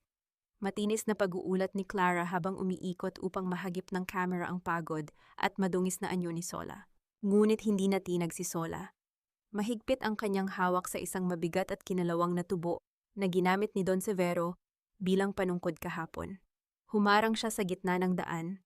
Ang kanyang mga mata ay nanlilisik at walang bahid ng takot. Ang bawat hangin na kanyang nilalanghap ay tila apoy na nagbibigay buhay sa kanyang tapang. Ang sino mang humakbang papasok sa bakurang ito ay kailangang dumaan sa ibabaw ng aking bangkay, mariing sigaw ni Sola. Ngumisi lamang si Renato, inilabas ang isang folder at ipinagwagayway ito sa hangin. Ate Sola, huwag ka nang maginarte at gumawa ng eksena. May hawak kaming eviction order. Kung ayaw mong masagasaan ng backhoe, tumabi ka na. Mga bata, kalad ka rin nyo nga iyang baliw na yan palabas. Mula sa likod ni Renato, lumapit ang tatlong malalaking lalaki, may mga nakasibangot na mukha at matitigas na braso na handang manakit anumang oras. Humigpit ang hawak ni Sola sa bakal. Pinikit niya ang kanyang mga mata. Inihanda ang sarili sa sakit na darating. Kung kailangan niyang masugatan para maprotektahan ang mga taong nasa loob ng kanyang bahay, malugod niya itong tatanggapin. Ngunit bago pa man makalapit ang mga lalaki, naramdaman ni Sola ang isang malamig at nagpapawis na baso na dumampi sa kanyang nanginginig na siko. Dahan-dahan siyang dumilat. Sa kanyang tabi ay nakatayo si Doña Basilia. Maayos ang pagkakasuklay ng puting buhok at kalmadong-kalmado. Inaalok siya ng matanda ng isang baso ng malamig na tubig na may kalamansi. Binaliwala ni Basilia ang mga gahiganting lalaking nakapaligid sa kanila at ang nagbabantang makina sa kanilang harapan. Tila ba nasa isang simpleng salusalo lamang sila at walang panganib na nagbabadya. Uminom ka muna anak. Pinapawisan ka na ng malapot, malambing at mahinahong wika ng matanda na ang paningin ay nakapako lamang kay Sola. Huwag mong pansinin ang mga asong tahol ng tahol. Hindi sila nakakakagat kung walang pahintulot ng totoong may-ari. Natigilan ang mga tauhan, naguluhan sa kakaibang klase ng tapang na ipinapakita ng isang matandang hukluban. Namula sa galit si Renato. Anong ginagawa ninyo? Hilahin nyo na ang dalawang iyan. Bago pa matapos ni Renato ang kanyang utos, isang sasakyan ng pulisya ang mabilis na pumarada sa likuran ng backhoe, sinabayan ng walang patid na pagkislap ng mga asul at pulang ilaw nito. Bumaba si Miguel, formal at matikas ang tindig sa kanyang suot na itim na polo, hawak ang isang nakarolyong manipis na papel na may opisyal na selyo. Mabilis siyang humakbang at pumagitna kina Sola at sa mga tauhan ni Renato. Ito ay isang temporary restraining order mula sa Regional Trial Court. Matigas at buong autoridad na wika ni Miguel, itinaas ang papel upang makita ng lahat. Walang sinuman ang maaaring gumiba o umangkin sa lupang ito habang iniimbestigahan ang peking bentahan na ginawa ninyo at ng bangko. Namutla si Renato. Pilit niyang inaninaw ang mukha ng lalaking humarang sa kanya. Pamilyar ang matipunong bulto nito. Ang tindig na tila nagmamay-ari ng mundo. Nang mapagtanto niya kung sino ito, napaatras si Renato, halos mabulunan sa sarili niyang laway. Miguel Arzobispo, ang kapatid ni Arturo? Pautal-utal na tanong ni Renato, tila nakakita ng multo. Ngumiti ng mapakla si Miguel, isang ngiting nagdala ng panginginig sa gulugod ni Renato. Ako nga, at alam ko ang bawat maruming sentimo na idinadaan ng kapatid ko sa peking kumpanya mo. Kung hindi ninyo aatrasin ang makinang iyan ngayon din, ipapaposas ko kayo sa mga pulis dahil sa pananakot at pamimeke ng pampublikong dokumento. Napalunok si Renato. Alam niyang wala siyang laban sa kapangyarihan at koneksyon ng mga Arzobispo. Nagmadali siyang sumenyas sa kanyang mga tauhan na umatras. Sa kalagitnaan ng kanyang pagmamadaling makabalik sa sasakyan, pilit na itinatago ang kaba, Pasimple niyang inilaglag ang isang maliit na itim na USB sa maputik na kanal sa gilid ng kalsada. Umaasang lalamunin ito ng burak at hindi na makikita pa. Pilit na pinatay ni Clara ang kanyang livestream. Hiyang-hiya sa biglaang pagkatalo. Umatras ang dambuhalang makina, nag-iwan ng malalalim na bakas ng gulong sa lupa. Nakahinga ng maluwag si Sola, unti-unting nabitawan ang hawak na bakal. Tiningnan niya si Miguel, isang tingin na puno ng pasasalamat na hindi na kailangan ng salita. Ngunit ang pansamantalang kapayapaan ay muling ginambala nang huminto ang isang marangyang sasakyan sa tapat ng kanilang bakuran. Bumaba ang bintana nito at sumungaw ang mukha ni Doña Marcela na nag-aapoy sa matinding galit. Nabalitaan niya ang pagkakaantala ng kanyang plano kaya siya mismo ang sumugod. Itinuro ni Marcela si Sola, ang kanyang mga matalas na kuko ay tila handang mandukot ng mata. Nakaligtas ka ngayon dahil sa lalaking iyan. Ngunit bukas ng umaga, sa harap ng buong konseho ng barangay, hindi ka na makakapagtago. Ipapahiya kita, Sola. Huhubaran kita ng dangal at ibibilad ang lahat ng dumi mo sa buong bayan hanggang sa ikaw na mismo ang magmakaawang umalis sa lupang ito nang walang dala kahit isang kusing. Ang hamon ni Marcela ay hindi isang simpleng banta.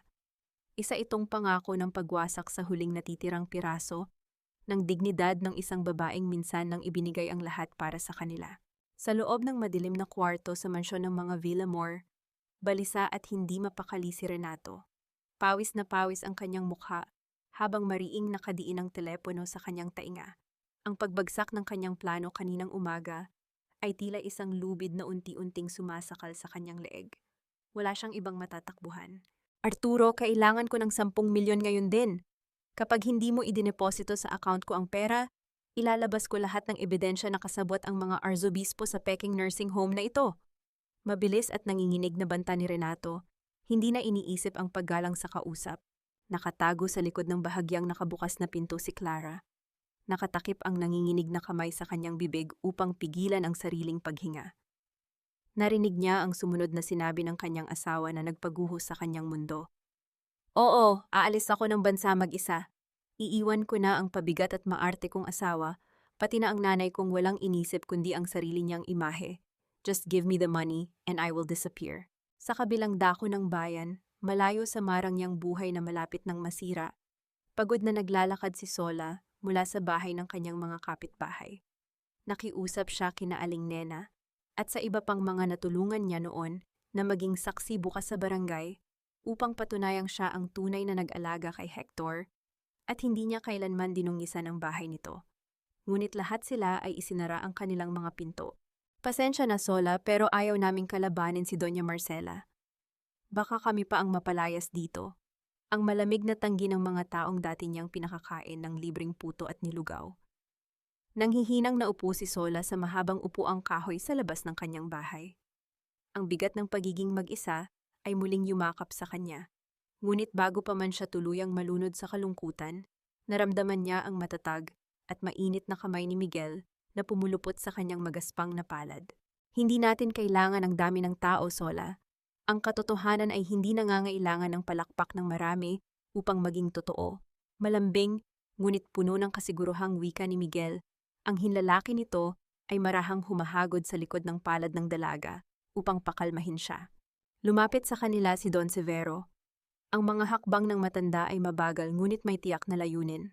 Mula sa bulsa ng kanyang lumang pantalon, inilabas niya ang isang maliit at naninilaw na kwaderno. Inabot niya ito kay Sola.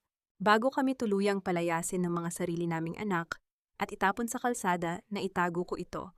Sa laysay ng matandang bilyonaryo, ang mga mata ay nag-aapoy sa pagnanasang itama ang mali. Nandyan ang lahat ng listahan ng suhol na tinanggap ni Renato mula sa munisipyo, kasama ang mga peking account number na ginagamit nila para itago ang pera. Gamitin mo ito bukas, anak. Gamitin mo ito upang durugin ang kasamaang sumisira sa inyo. Mahigpit na hinawakan ni Sola ang kwaderno. Ang manipis na bagay na ito ay naglalaman ng kapangyarihang magpapabagsak sa mga demonyong nagpahirap sa kanya sa loob ng 1 dekada. Pagsapit ng kalaliman ng gabi, habang mahimbing nang natutulog ang lahat, kinuha ni Sola ang lumang plansa mula sa aparador. Inilatag niya ang isang kupas na puting polo shirt ni Hector sa ibabaw ng hapag. Dahan-dahan niyang idiniin ang mainit na bakal sa lukot na tela. Habang umaangat ang manipis na usok, naamoy niya muli ang pamilyar at nakakapanabik na amoy ng yumaong asawa. Ngunit sa pagkakataong ito, walang luhang pumatak sa kanyang mga mata. Wala na ang pangungulila ng isang naiwang byuda. Ipinatong niya ang mainit na damit sa kanyang dibdib, hindi upang magluksa, kundi upang isuot ito bukas bilang isang matibay na balute. Haharapin niya ang digmaan dala ang alaala ng kanyang asawa, hindi bilang isang utang na loob, kundi bilang isang sandata upang tuluyang linisin ang pangalan nito mula sa dumi ng pamilya Villamor.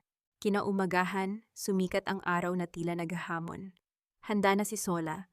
Suot ang puting polo ni Hector na ipinatong sa kanyang pulang blusa, naglakad siya palabas ng pinto kasama si Miguel at ang dalawang matanda.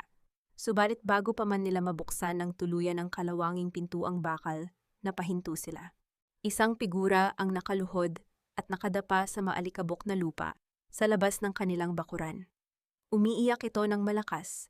Ang mga balikat ay walang patid na nanginginig sa matinding takot at kawalan ng pag-asa. Nang iangat nito ang kanyang mukha na walang kolorete, gulo-gulo ang buhok at basang-basa ng luha, lumbas ang kaawa-awang anyo ni Clara. Sola, tulungan mo ako, parang awa mo na.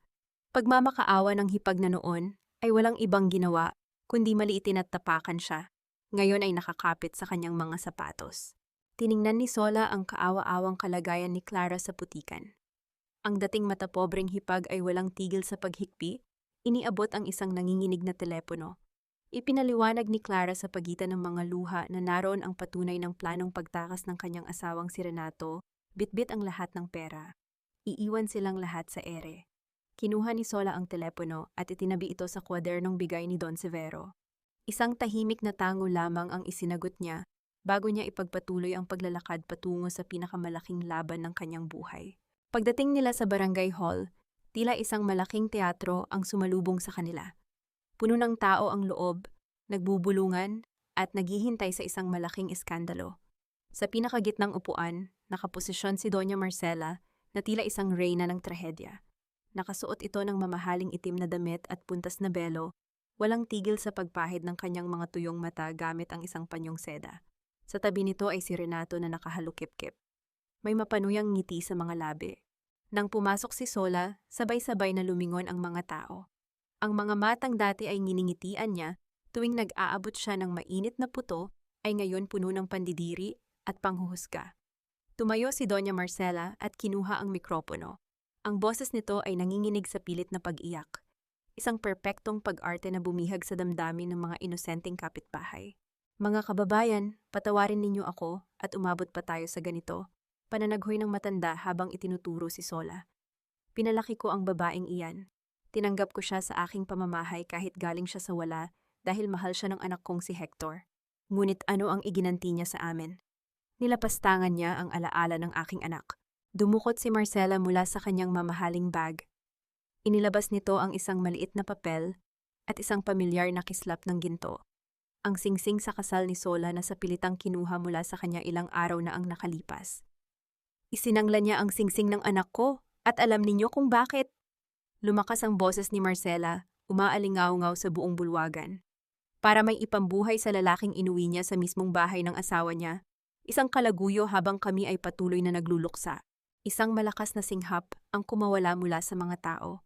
Ang mga bulungan ay naging lantarang pangiinsulto. Nagsimulang sumigaw ang ilang mga kababaihan ng mga masasakit na salita. Walang kwenta, malandi, walang utang na loob. Humakbang si Miguel pasulong upang ipagtanggol si Sola, hawak ang mga legal na dokumento, ngunit mariing inihampas ng kapitan ng barangay ang kanyang malaking martilyong kahoy sa mesa. Ang kapitan, na matagal nang binayaran ni Renato, ay matalim na tumitig sa abogado. Huwag kang makialam dito, Dayo, banta ng kapitan. Usaping moralidad at pamilya ito ng aming nasasakupan. Wala kang karapatang magsalita sa bulwagang ito. Lumapit si Renato kay Sola. Ang mga mata nito ay puno ng tagumpay at kasakiman. Inilapag niya ang isang malinis na papel sa ibabaw ng mesa sa harap ni Sola at inabutan siya ng ballpen. Ate Sola, let's end this circus. Maawa ka naman kay mommy, maawa ka sa sarili mo. Malambing ngunit nakakalason na bulong ni Renato, sinisiguradong hindi maririnig sa mikropono. Sign the waiver of property rights. Ibigay mo na sa amin ang lupa ng mapayapa at aatrasin namin ang kasong pangangalunya laban sa iyo at sa bagong lalaki mo. Makakaalis ka pa ng may natitirang dangal. Pakiramdam ng lahat ay tapos na ang laban. Ang hangin sa loob ng bulwagan ay nakakasakal, puno ng puot at kawalan ng katarungan. Binalot ng katahimikan ang paligid, naghihintay sa tuluyang pagbagsak ng biyudang walang kalaban-laban. Ngunit sa gitna ng libu-libong mapanghusgang tingin, hindi yumuko si Sola. Tiningnan niya ng diretso ang mga mata ni Doña Marcela at ni Renato. Hinawakan niya ang kwelyo ng puting polo ni Hector na suot niya bilang baluti. Ang kanyang likod ay nanatiling tuwid na tuwid, tila isang matibay na kawayan na hindi kayang baliin ng anumang malakas na bagyo. Walang ni isang patak ng luha ang sumilay sa kanyang mga mata. Sa halip na matakot, isang tahimik na kapangyarihan ang unti-unting lumamon sa kanyang anyo. Habang nakatitig sa kanila si Sola, nahagip ng kanyang paningin ang labas ng malaking bintana ng bulwagan. May isang sasakyan ng pulisya na tahimik na nakaparada sa ilalim ng puno ng mangga. Walang wangwang, walang bumababa, tila naghihintay lamang ng isang hudyat. Sino ang sakay nito at bakit hindi pa sila pumapasok? Ibinalik ni Sola ang kanyang tingin sa papel na nasa mesa. Kinuha niya ang ballpen. Kumislap ang pananabik sa mga mata ni Renato, akala ay nanalo na siya. Inilapit ni Sola ang dulo ng ballpen sa papel. Ngunit bago pa man dumampi ang tinta sa linya, biglang bumukas ng maluwang ang malalaking pintuang kahoy ng barangay hall. Ang malamig na hangin mula sa labas ay sumalubong sa mainit na tensyon sa loob. Tumigil ang paghinga ng lahat. Maging si Doña Marcela ay napatayo mula sa kanyang upuan. Nakatayo sa pintuan ang dalawang figura. Hindi na sila ang mga pulubing nakasuot ng basahan na puno ng butas at putik. Nakasuot si Don Severo ng isang formal at mamahaling barong Tagalog na nag-highlight sa kanyang tindig bilang isang iginagalang na bilyonaryo. Sa kanyang tabi ay si Doña Basilia, suot ang isang eleganteng terno na pinalamutian ng mga perlas, ang buhok ay maayos na nakapusod at nag-uumapaw sa karangyaan at awtoridad. Ang matalim at ritmikong pagbagsak ng isang makapal na tungkod na kahoy sa makintab na sahig ang tanging bumasag sa nakakabinging katahimikan, habang dahan-dahang humahakbang ang matandang lalaki papasok sa bulwagan. Ang bawat paglapat ng makapal na kahoy na tungkod sa makintab na sahig ay lumikha ng isang mabigat na alingawngaw na tuluyang pumatay sa anumang ingay sa loob ng barangay hall. Ang mga matang kanina ay puno ng panghuhusga kay Sola ay napalitan ng matinding pagkamangha. Namutla ang kapitan. Nabitawan nito ang hawak na martilyong kahoy at mabilis na napatayo. Halos matumba ang kanyang silya sa pagmamadali. Di Don Severo Arzobispo? Kayo po ba yan? Nanginginig na tanong ng kapitan. Ang tinig ay puno ng kaba at takot. Nakilala niya ang matandang lalaki, ang mismong bilyonaryong nag-donate ng lupa kung saan nakatayo ang bulwagang ito 20 taon na ang nakalipas. Tumigil si Don Severo sa gitna ng bulwagan. Tiningnan ng kapitan ng may matinding pagkadismaya. Nakakahiya, malamig ngunit dumadagundong na wika ng matanda. Ang mismong gusaling ipinatayo ko upang maging sentro ng katarungan ay ginagamit ninyo ngayon upang lapastanganin ang isang inosenteng byuda. Ibinaling ni Don Severo ang kanyang matatalim na mata kina Doña Marcela at Renato na parehong nakatayo at hindi makapagsalita sa matinding gulat. Pinalayas kami ng sarili naming mga anak sa kalsada. Wala kaming makain, walang masilungan. Nagpatuloy si Don Severo, ang boses ay umaabot sa pinakasulok ng bulwagan. Itinuro niya si Sola na tahimik na nakatayo, isang figura ng katatagan. Ang babaeng tinatawag ninyong malandi at walang kwenta, siya ang nagbukas ng kanyang pintuan para sa amin. Ibinigay niya ang huling butil ng kanyang bigas upang hindi kami mamatay sa gutom. Habang kayong mga nagmamalinis, walang inisip kundi ang nakawin ang huling piraso ng kanyang dignidad. Nagsimulang magbulungan ang mga tao. Ang hangin ay mabilis na nagbago. Mabilis na humakbang si Miguel pasulong, dala ang maliit at naninilaw na kwaderno. Walang pag-aalinlangang ibinagsak niya ito sa harap ng namumutlang kapitan. Narito ang lahat ng patunay ng sabwatan. Mga listahan ng suhol mula sa pera ng sindikato upang piliting kamkamin ang lupa ni Sola at patayuan ng isang peking nursing home. Idineklara ni Miguel, ang boses ay puno ng awtoridad ng isang batikang abogado. At kasama dyan ang pangalan mo, kapitan. Kasinungalingan iyan, gawa-gawa lang nila ang librong iyan. Mabilis na sigaw ni Renato, pilit inaagaw ang kwaderno, ngunit itinulak siya ni Miguel. Mommy, huwag kayong maniwala sa kanila. They are just trying to ruin us. Bago pa man makasagot si Doña Marcela, isang pamilyar na boses ang umalingaw-ngaw mula sa likuran ng bulwagan. No, Renato, it's time to end your lies. Naglakad si Clara papasok sa gitna ng karamihan. Wala ang kanyang mga mamahaling alahas at makapal na makeup. Ang kanyang mga mata ay mugto at puno ng puot habang nakatingin sa kanyang asawa. Itinaas niya ang kanyang telepono at pinindot ang isang mensahe. Ang tinig ni Renato ay malinaw na umalingaw-ngaw mula sa maliit na speaker ng makina. Narinig ng lahat ang usapan nito kagabi. Ang paghingi ng milyon-milyon at ang malamig na pag-amin na tatakasan nito ang kanyang asawa, pati na ang sariling ina, dala ang lahat ng nakaw na yaman. Bumagsak ang balikat ni Doña Marcela. Tiningnan niya ang kanyang paboritong anak na tila isang estrangherong halimaw. Anak, totoo ba ito? Iiwan mo ako matapos ang lahat ng ginawa ko para sa iyo? Nanginginig at basag ang boses na tanong ng matandang babae. Ngunit walang maisagot si Renato. Dahan-dahan itong umatras, naghahanap ng malulusutan. Ang piki mga taong kanina ay pumapalakpak kay Marcela ay unti-unting lumapit sa entablado. Nagsimula ang mga galit na sigaw. Isang gusot na papel ang inihagis mula sa likuran at tumama sa balikat ni Marcela. Sinundan ng isang basong plastik. Ang mga tsismosa na dating sumasamba sa kanya ay siya ngayong sumusumpa sa kanyang pangalan. Ang Peking Reyna ay tuluyan ng inalisan ng corona. Mula sa pintuan, pumasok ang mga unipormadong pulis na kanina pa naghihintay sa labas. Mabilis nilang nilapitan si Renato. Ang malamig na tunog ng bakal na posas ay umalingaw-ngaw habang mahigpit na itinatali ang mga kamay nito sa likuran. Nagpupumiglas si Renato, sumisigaw at nagmumura, ngunit wala siyang kawala. Napaluhod si Doña Marcela sa sahig. Ang kanyang mamahaling belo ay nalaglag. Ang kanyang mukha ay nabalot ng tunay at mapait na luha. Nawala ang kanyang kayamanan. Nawala ang kanyang paboritong anak.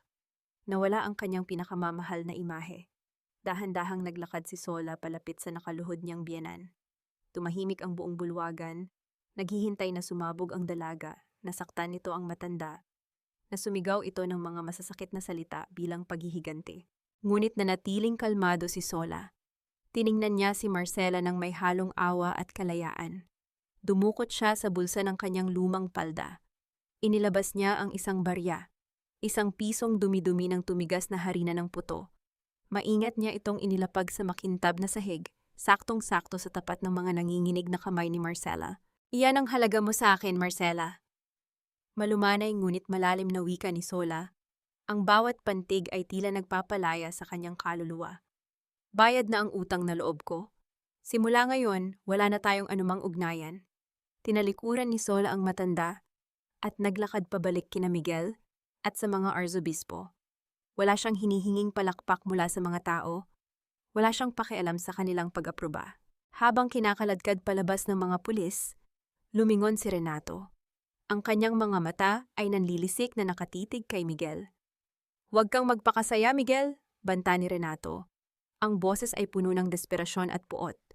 Akala mo ba hahayaan ka ng mga kapatid mong mabuhay ng tahimik matapos mong sirain ang plano nila? Papatayin din nila kayo. Papatayin nila kayo. Hindi na pinansin ni Miguel ang sigaw na iyon. Ang atensyon niya ay nakatutok kay Sola. Nang tuluyan ng makalabas ang mga pulis, biglang nagbago ang paligid ni Sola. Ang matinding adrenaline na nagpalakas sa kanya nitong mga nakaraang araw ay biglang naglaho. Pinalitan ito ng isang matinding pagod na tila dumagan sa kanyang dibdib. Ang paligid ay unti-unting umikot. Ang mga mukha ng mga tao ay naging malabo at ang mga boses nila ay tila nagmula sa ilalim ng dagat.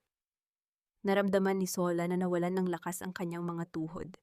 Tuluyan siyang bumagsak patungo sa malamig na sahig. Ngunit bago pa man tumama ang kanyang katawan, dalawang malalakas at maiinit na braso ang sumalo sa kanya. Ang pamilyar na amoy ng ulan at mamahaling pabango ay yumakap sa kanyang pandamdam. Huling narinig ni Sola ang nag-aalalang tinig ni Miguel na sumisigaw ng kanyang pangalan bago siya tuluyang nilamon ng kadiliman. Unti-unting nagbukas ang mga mata ni Sola.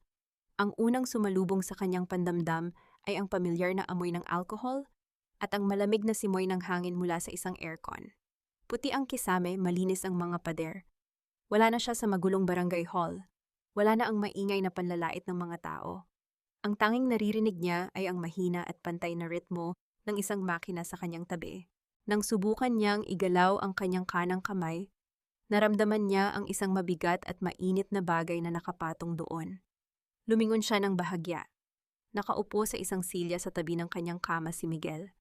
Ang matipunong abogado ay nakasubsob sa gilid ng higaan, mahigpit na nakahawak sa kanyang palad. Magulo ang buhok nito, may manipis ng tubo ng balbas sa mukha, at halatang ilang gabi nang hindi nakakatulog ng maayos. Sa bahagyang paggalaw ng mga daliri ni Sola, mabilis na nag-angat ng ulo si Miguel.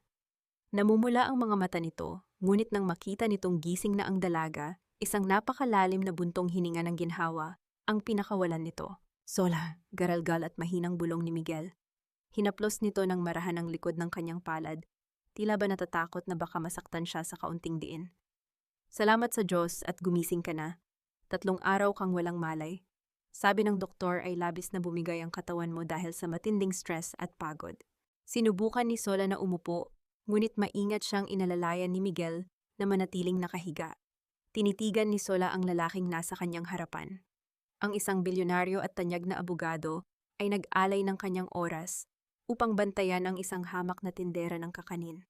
Nasaan sina Don Severo at Doña Basilia? Ang bahay ko, nakuha ba nila? Sunod-sunod na tanong ni Sola, bakas ang kaba sa kanyang tinig. Ngumiti si Miguel, isang ngiting nagdala ng pambihirang kapayapaan sa puso ng dalaga. Ligtas sila! Ligtas ang bahay mo! Tapos na ang laban, Sola.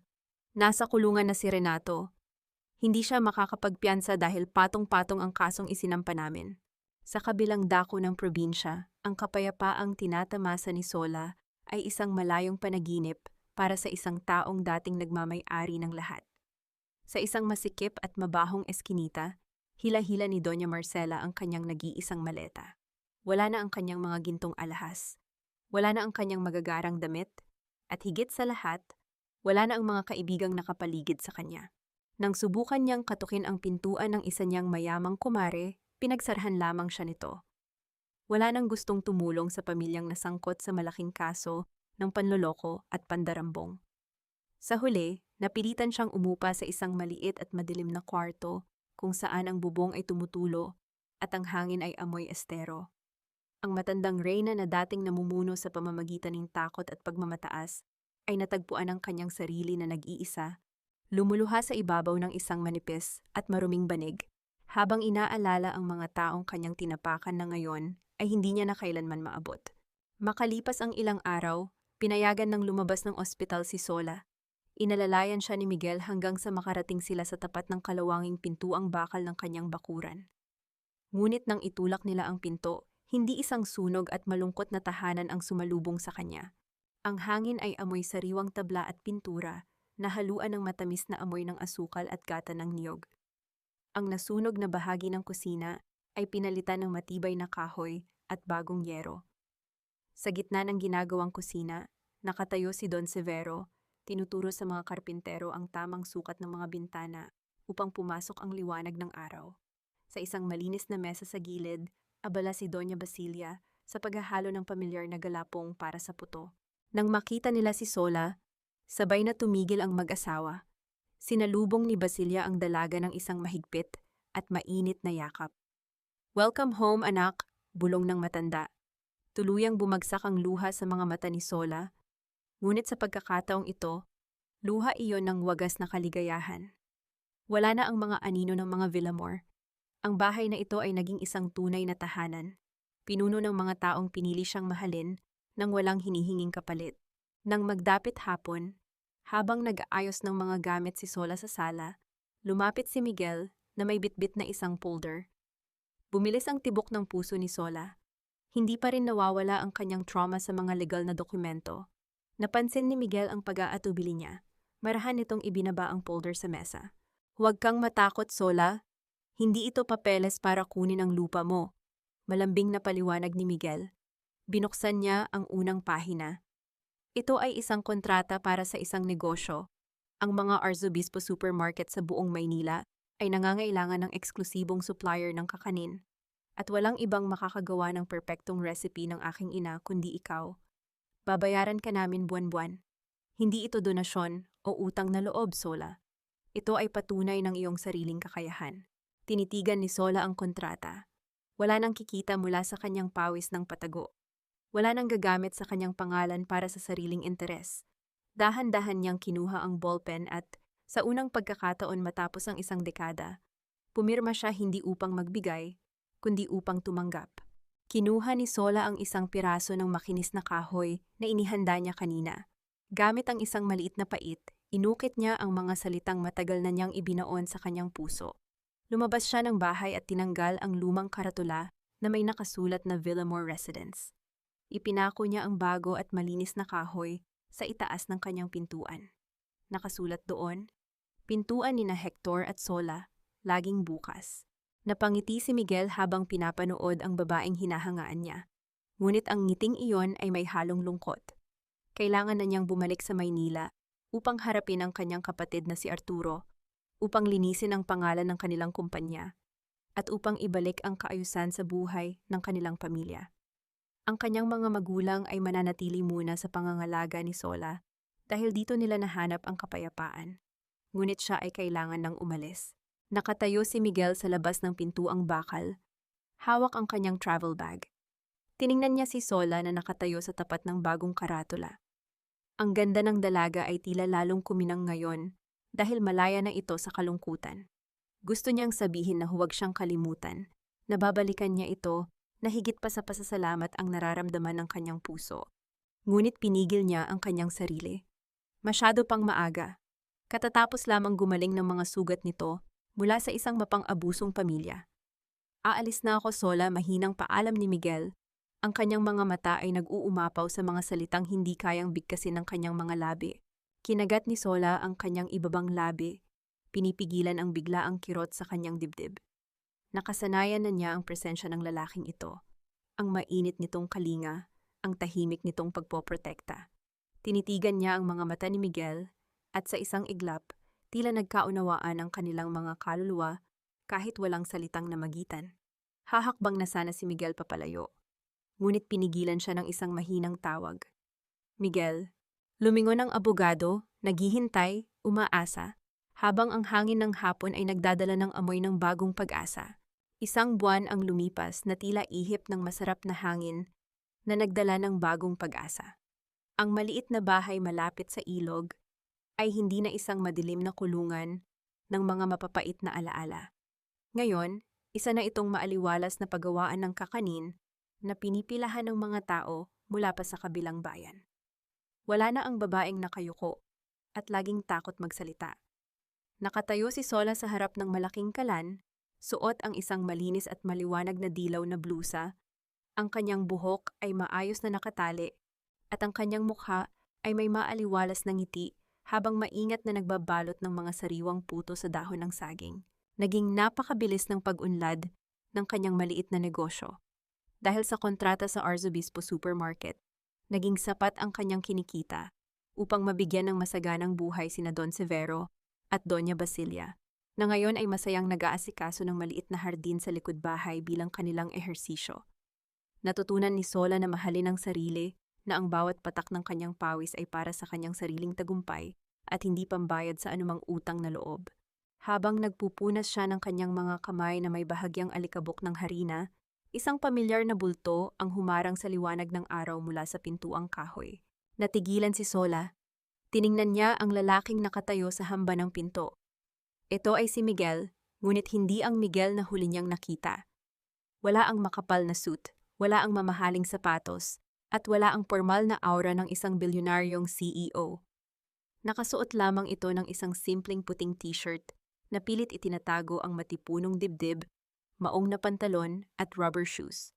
Ang kanyang mukha ay maaliwalas, tila nabunutan ng isang bundok na pasanin, at ang kanyang mga mata ay nag-uumapaw sa pananabik. "Bumalik ako," mahinang wika ni Miguel. Ang kanyang boses ay tila isang malambot na kumot na yumakap sa buong silid.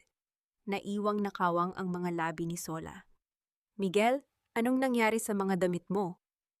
Nasaan ang mga bodyguard mo?" Tuluyang pumasok si Miguel at dumiretso sa lababo upang hugasan ang kanyang mga kamay. Walang pag-aalinlangang lumapit siya sa tabi ni Sola, kinuha ang isang kumpol ng galapong, at nagsimulang magmasa, na tila bahagi siya ng araw-araw na gawain ng dalaga. I left the corporate world, Sola. Nakanggiting paliwanag ni Miguel, habang nakatingin sa puting masa sa kanyang mga kamay. Tinanggal ko si Arturo sa pwesto, at inilagay ang mga taong mas karapat dapat mamuno sa kumpanya. Ngunit hindi para sa akin ang buhay sa itaas ng matataas na gusali. Mas pinili kong magtayo ng isang maliit na law firm dito sa Laguna. Isang opisina para sa mga mahihirap na walang kakayahang magbayad ng abogado laban sa mga mapang-abusong tao. Napatingin si Sola sa mukha ng lalaki. Ang hangin mula sa bintana ay nagdala ng amoy ng kanyang pamilyar na pabango na humalo sa matamis na amoy ng asukal. Tinalikuran mo ang lahat ng iyon para tumira dito sa probinsya? Tumigil si Miguel sa pagmamasa. Ipinagpag niya ang harina mula sa kanyang mga palad at hinarap si Sola. Ang distansya sa pagitan nila ay halos maglaho. Ramdam ni Sola ang init na nagmumula sa katawan ng lalaki, isang init na nagpapabilis sa tibok ng kanyang puso. Tinalikuran ko ang mundong iyon dahil nahanap ko na ang gusto kong uuwian. Malalim at tapat na sagot ni Miguel. Ang kanyang mga mata ay walang kahit anong pader ng pag-aalinlangan. Sola, hindi ako nandito para hingin ang kalayaan mo o para ikulong ka sa bagong obligasyon. Nandito ako dahil gusto kong humingi ng maliit na espasyo sa buhay mo. Gusto kong makasama ka habang nag-aalaga tayo kila mama at papa. Gusto kong ako ang tagabuhat ng mga mabibigat mong sako ng harina. Gusto kong ikaw ang unang makita ko tuwing gigising ako sa umaga. Ang bawat salita ay tila patak ng ulan sa matagal ng uhaw na puso ni Sola. Walang pang-aangkin, walang panunumbat. Isang dalisay na pag-ibig na naghihintay lamang na papasukin. Wala siyang sinabing sagot. Sa halip, ibinaba ni Sola ang kanyang mga kamay. Tiningnan niya ang mga mata ng lalaking nagtanggol sa kanya, na nakakita ng halaga niya noong mga panahong turing ng mundo sa kanya ay basura. Dahan-dahan inangat niya ang kanyang kanang kamay, at kinapa ang malaking palad ni Miguel.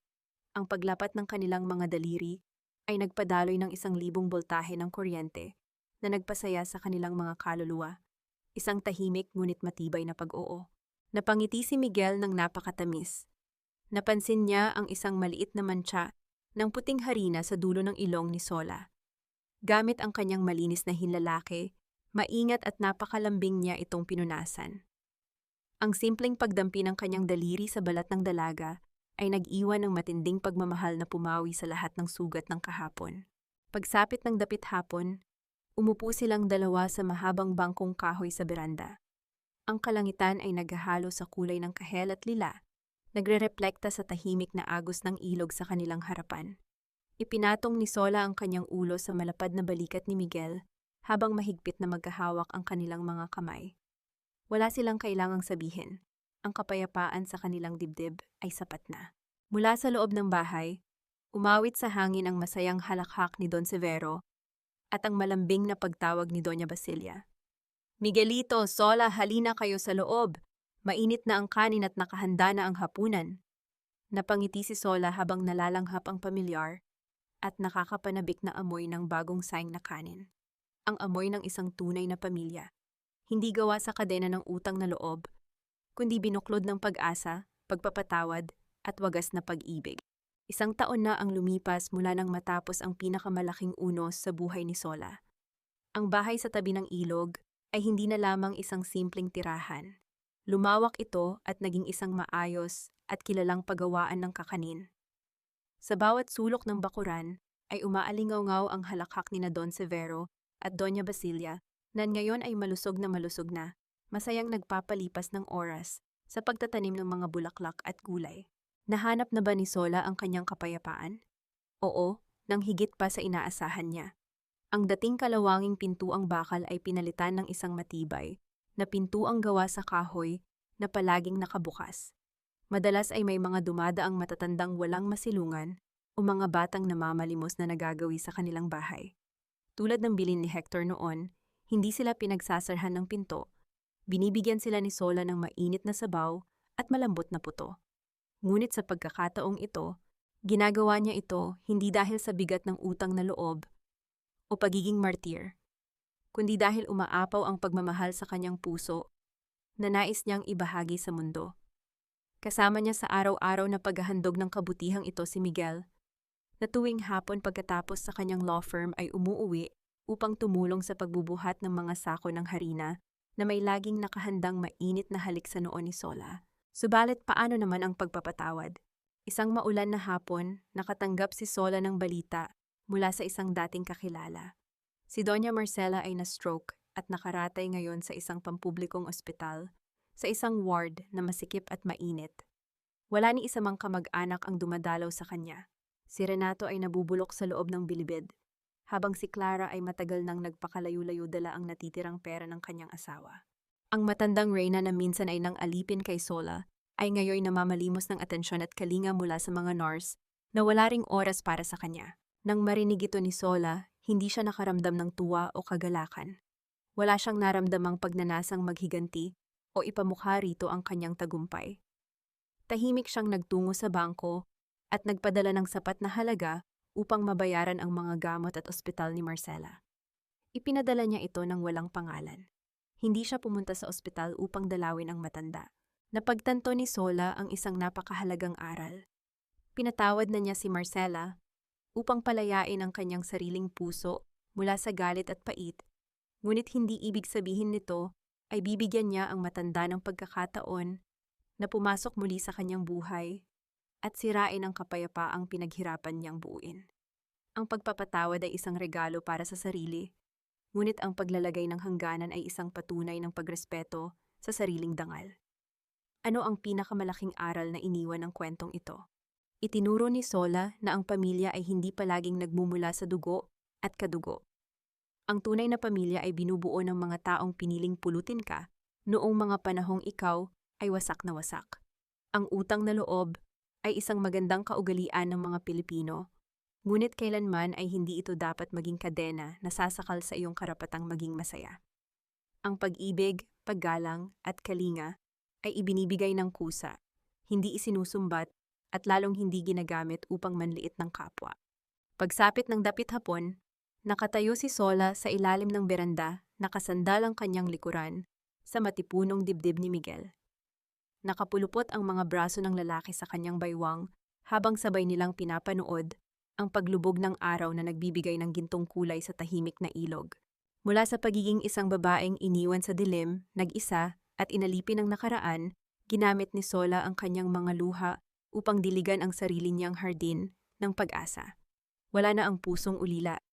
Ang pintuang minsan niyang binuksan para sa mga estranghero ay siya ring naging daan upang pumasok ang tunay na liwanag ng kanyang buhay.